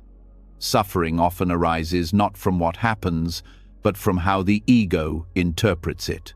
By loosening that interpretation, by treating events as the product of conditions rather than personal attacks, we dissolve hidden anger. This is not escape, but liberation. It allows us to meet life with clarity, compassion, and resilience. The boat may still bump into ours, but if it is empty, there is no one left to fight. And in that emptiness, peace arises naturally, untouchable by the ego's demands. The empty boat shows us how much unnecessary pain comes from ego reactions, how anger fades when we stop making everything personal. Yet even when anger loosens its grip, there remains another force that quietly shapes our lives more than almost any other fear. Fear of loss, fear of failure, fear of rejection, fear of death. Unlike anger, which often burns hot and visible, fear hides in subtle ways. It disguises itself as caution, hesitation, or control. It convinces us to shrink, to cling, to run. Hidden pain thrives under its shadow. The Buddha offered a rare teaching for this: abhaya, the state of non-fear. This is not bravado or denial, but a courage so deep it embraces vulnerability as the very doorway to peace. Fear often begins with attachment. We fear losing what we cling to: possessions, relationships, identity, status. The tighter the grip, the greater the fear. Hidden pain grows because fear never allows the heart to rest. Even in moments of joy, fear whispers, "This will not last." To cultivate non-fear is to loosen attachment, to live with openness rather than constant defense. When we no longer hold life so tightly, fear has less to protect and peace begins to emerge. Another root of fear is uncertainty. The mind longs for control, for guarantees that life can never provide. We fear the unknown because it cannot be predicted or mastered. Yet the truth is that uncertainty is the nature of life. Non-fear arises not by eliminating uncertainty, but by welcoming it. This is the courage to walk into the unknown with trust, to see unpredictability not as threat but as possibility. Hidden pain dissolves when we stop fighting the truth that nothing is fixed. Non-fear also means meeting vulnerability directly. Most people equate courage with invincibility, but the Dharma teaches otherwise. True courage comes from allowing ourselves to be tender, from not hiding behind walls of pride or avoidance. Vulnerability is not weakness, it is honesty. When we admit fear, grief, or longing, we open the door to connection and healing. Hidden pain often festers in silence, concealed by masks of strength. Non-fear heals by making space for authenticity, by daring to be seen fully. The practice of non-fear is not recklessness. It does not mean running blindly into danger or ignoring prudence. It means responding to life without being ruled by fear.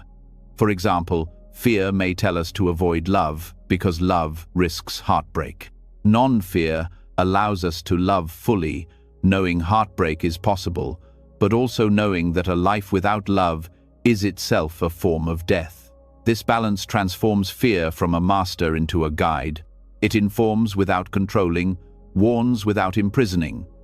In meditation, fear often surfaces when the mind begins to quiet. The silence can feel threatening, as though the self is dissolving. Many turn away here, frightened of emptiness.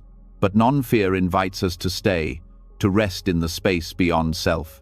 What feels like death to the ego is in fact liberation for the heart. Each time we remain with fear instead of fleeing, its power lessens. Over time, the unknown becomes less a void and more a field of openness. Non-fear also transforms how we meet death. Much hidden suffering comes from denial of mortality. We pretend death is far away or refuse to think of it at all. Yet this denial only fuels anxiety, casting a shadow over life. The Buddha taught that mindfulness of death is not morbid but freeing. To remember that life is fragile is to live more fully, more gratefully, without postponing joy. Non-fear of death dissolves hidden pain by aligning us with truth. Every moment is precious because it is impermanent.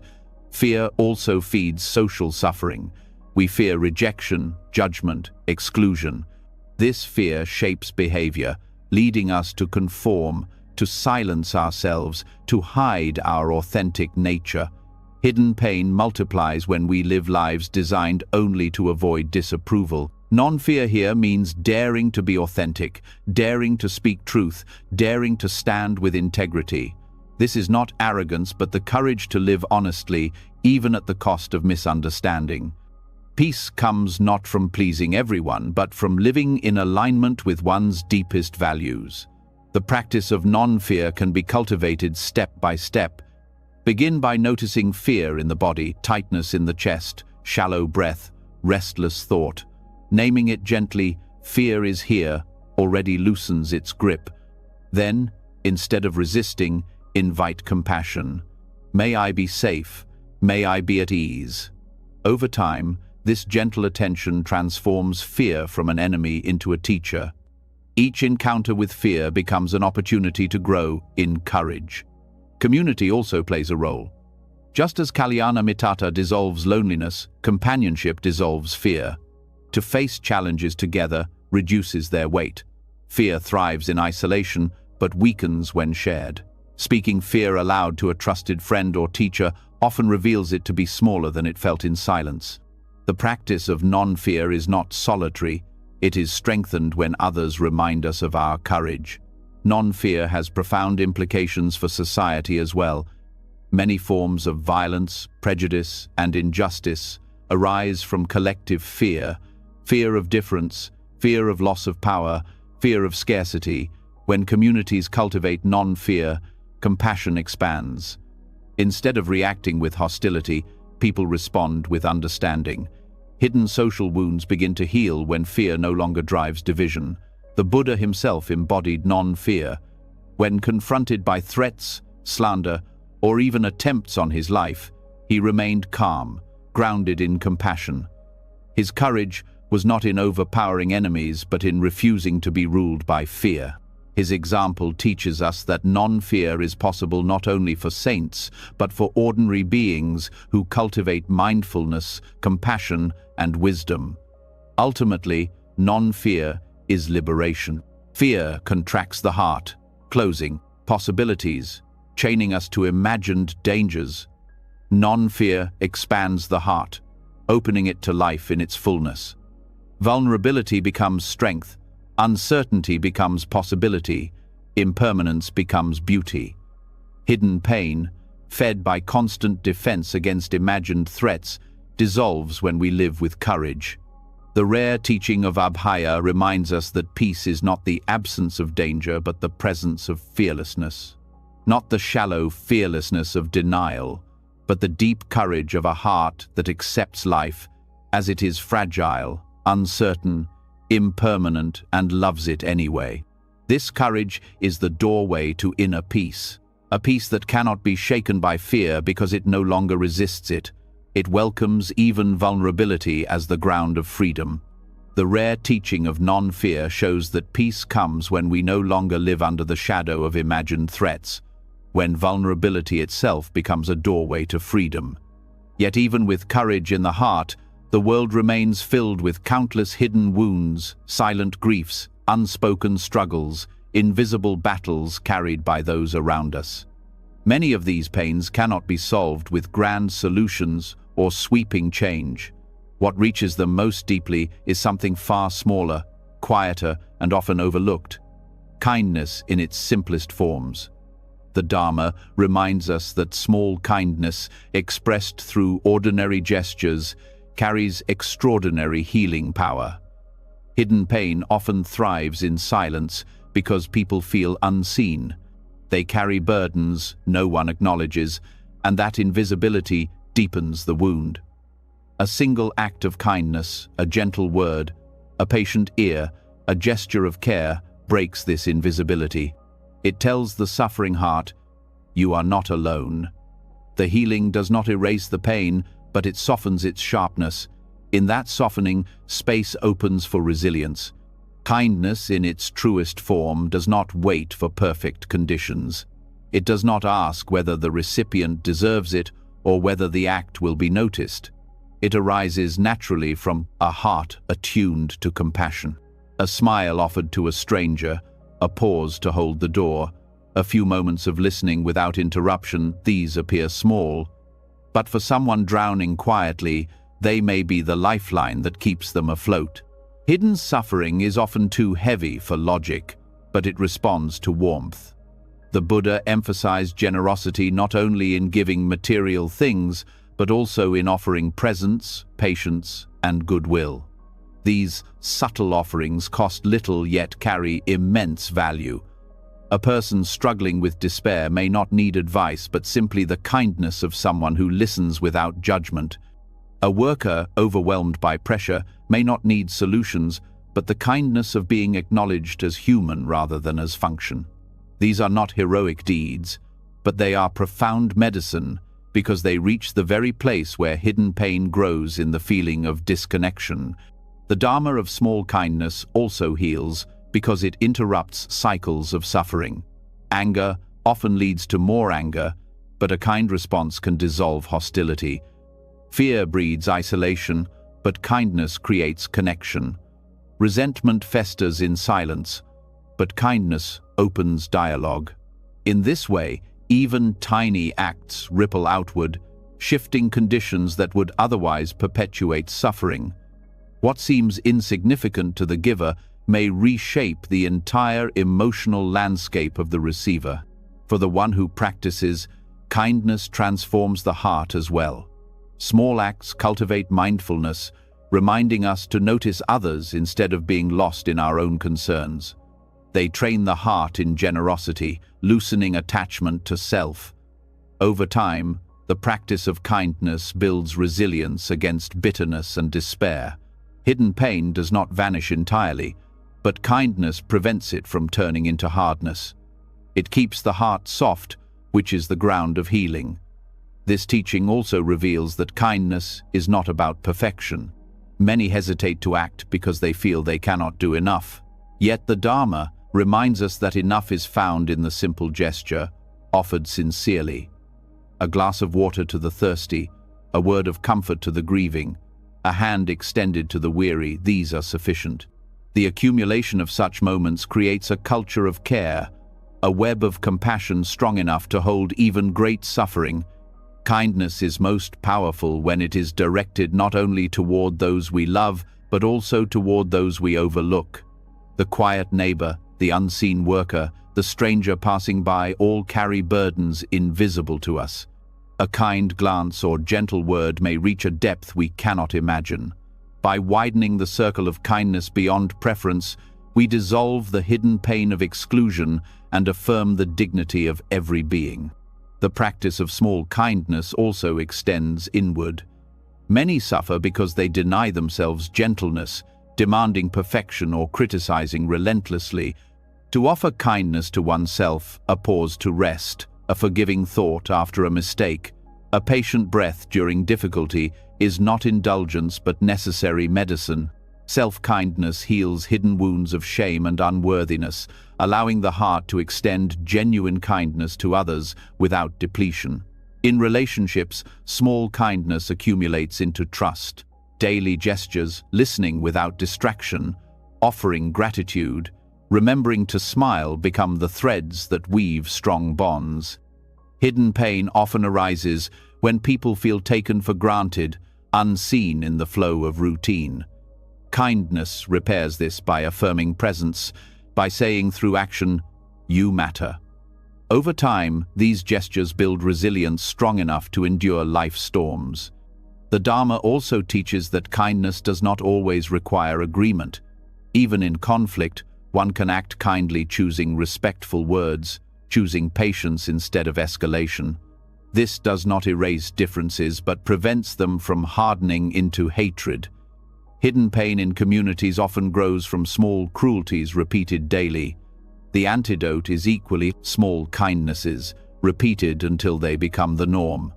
Mindfulness strengthens this practice by revealing opportunities for kindness in moments we might otherwise miss. The act need not be dramatic. Offering a seat, sharing food, acknowledging effort, sending a message of care, each act creates ripples. The hidden suffering of others may remain unknown to us, but the kindness itself still carries healing power. precisely because it requires no knowledge of the details. Compassion flows without condition. Small kindness is radical because it works quietly in a world that glorifies grandeur. It does not make headlines, but it transforms lives. It teaches that healing is not only found in great insights or dramatic breakthroughs, but in the steady warmth of daily care. For those carrying hidden wounds, the difference between despair and hope may be a single act of kindness encountered at the right moment.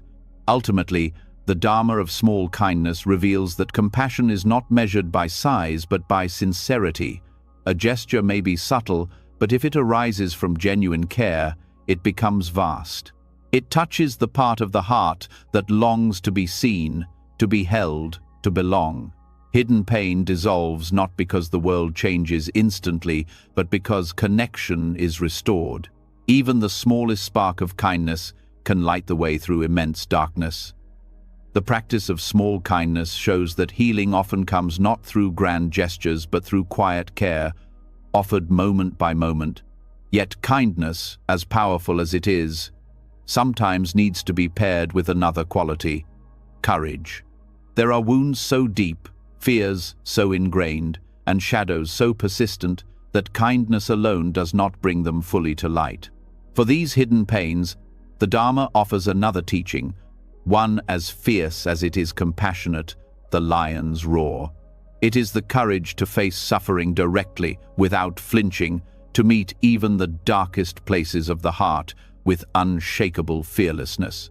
The lion's roar is the Buddha's declaration of truth spoken with clarity, strength, and confidence. It is not arrogance or aggression, but the fearless proclamation of Dharma in the face of ignorance. Applied inwardly, this teaching becomes the courage to stop running from hidden wounds. Where the mind prefers avoidance, the lion's roar insists on honesty. Where fear convinces us to hide, the roar declares, "This too can be faced." Hidden pain loses its grip when met with such fearless clarity. Avoidance is one of the most common strategies for dealing with suffering. We distract ourselves with work, entertainment, or endless busyness. We bury grief beneath obligations. We cover trauma with silence. Yet what is avoided does not vanish, it festers. The lion's roar is the moment we turn toward the pain rather than away. It is the willingness to look directly, even when it shakes us. This courage does not come from force, but from trust in the Dharma. Whatever arises, it can be known, and what is known can be transformed. Facing hidden wounds requires honesty with oneself. This is difficult because the ego prefers comforting stories. We tell ourselves we are fine when we are not. We blame others to avoid our own role. We cling to pride rather than admit fear. The lion's roar cuts through these illusions. It demands that we tell the truth to ourselves, even when that truth is uncomfortable. Healing cannot begin until the wound is seen clearly. The roar is the act of seeing without denial. This courage also requires patience. To roar like a lion is not to conquer everything in one instant, but to refuse retreat. A lion does not cower when challenged. It holds its ground. Similarly, facing inner wounds is not about erasing them instantly, but about staying present with them. Fear may arise, shame may surface, grief may swell, but the lion's roar is the refusal to turn away. Each time we remain present, the wound loses some of its hidden power. Meditation provides the ground for this practice. In stillness, buried emotions often rise. Old memories surface, long-suppressed pain stirs. Many abandon practice at this stage, believing they are failing. But this is where the lion's roar is needed most. To sit with fear, to breathe with grief, to allow anger to unfold without acting on it, this is the roar in action. It is the statement, "I will not flee my own heart." Over time, this courage reveals that the emotions themselves are impermanent. What once felt unbearable becomes bearable, then transforms. The lion's roar also applies to how we speak truth in relationships. Hidden pain often lingers because it is never voiced. We fear rejection, conflict, or misunderstanding, so we stay silent. Yet silence can wound more deeply than conflict. To roar here means to speak with clarity and honesty, not to harm but to reveal. It is the courage to say, "This hurt me," or "This is what I need," or "This is my truth." Such speech is not easy, but it is healing. It transforms hidden pain into shared reality, opening the possibility of resolution. Another dimension of this teaching is the courage to face collective suffering. Just as individuals hide pain, societies hide injustices. Denial, avoidance, and silence perpetuate harm. The lion's roar in this context is the courage to confront injustice directly, to speak for compassion even when it is unpopular, to stand firm in truth even when the crowd resists. This is not separate from personal healing, for hidden wounds are often tied to the larger systems we live in. To face them fully requires courage both within and without. The roar is also a reminder of dignity. Hidden pain often convinces us that we are weak, broken, or unworthy. But to roar like a lion is to remember our inherent strength. The Buddha's fearlessness was not superhuman, it was the natural strength of a mind that no longer ran from itself. Each person carries this potential. The roar within us is the refusal to let suffering define us, the insistence that freedom is possible even in the face of darkness. Practicing the lion's roar requires balance. It is not about aggression or forcing oneself to endure beyond capacity. Too much intensity can re-traumatize rather than heal. The roar must be paired with compassion. Just as a lion protects its cubs fiercely, we must protect our own hearts as we face suffering.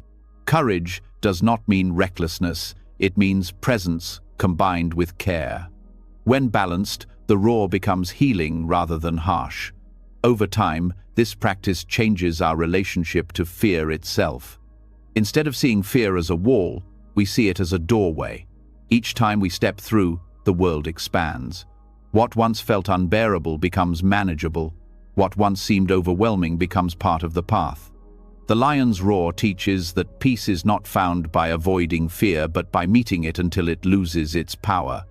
Hidden pain dissolves because it can no longer hide in the shadows. The teaching of the lion's roar is rare because it asks much of us. It asks us to face what we most want to escape, to acknowledge what we most want to deny, to remain present with what we most want to forget. Yet in doing so, it offers freedom beyond measure. To roar is to declare that no wound, no fear, no grief is greater than the strength of awareness itself. In that declaration, hidden pain begins to lose its grip, and the heart discovers a courage that is both fierce and tender, the courage to be fully alive, fully present, fully free. You've now walked through a journey that began with hidden wounds and ended with timeless medicines of the Dharma teachings that reached into silence, into smiles, into chants, into patience, into equanimity, into compassion for enemies, and even into the courage of the lion's roar. Each step has shown the same truth. Suffering may arise, but it never needs to rule you. The Buddha's wisdom offers tools not to escape life, but to meet it with clarity, tenderness, and strength, until peace is no longer a distant hope, but a living reality within you. If these teachings touched your heart, share one insight that stood out most to you. Write it in the comments. It may be the very wisdom someone else needs tonight. And if you want more journeys like this, teachings that don't just speak to the mind but bring calm to the heart, make sure you subscribe and turn on the bell. That way, you'll never miss the next step on this path of healing and peace.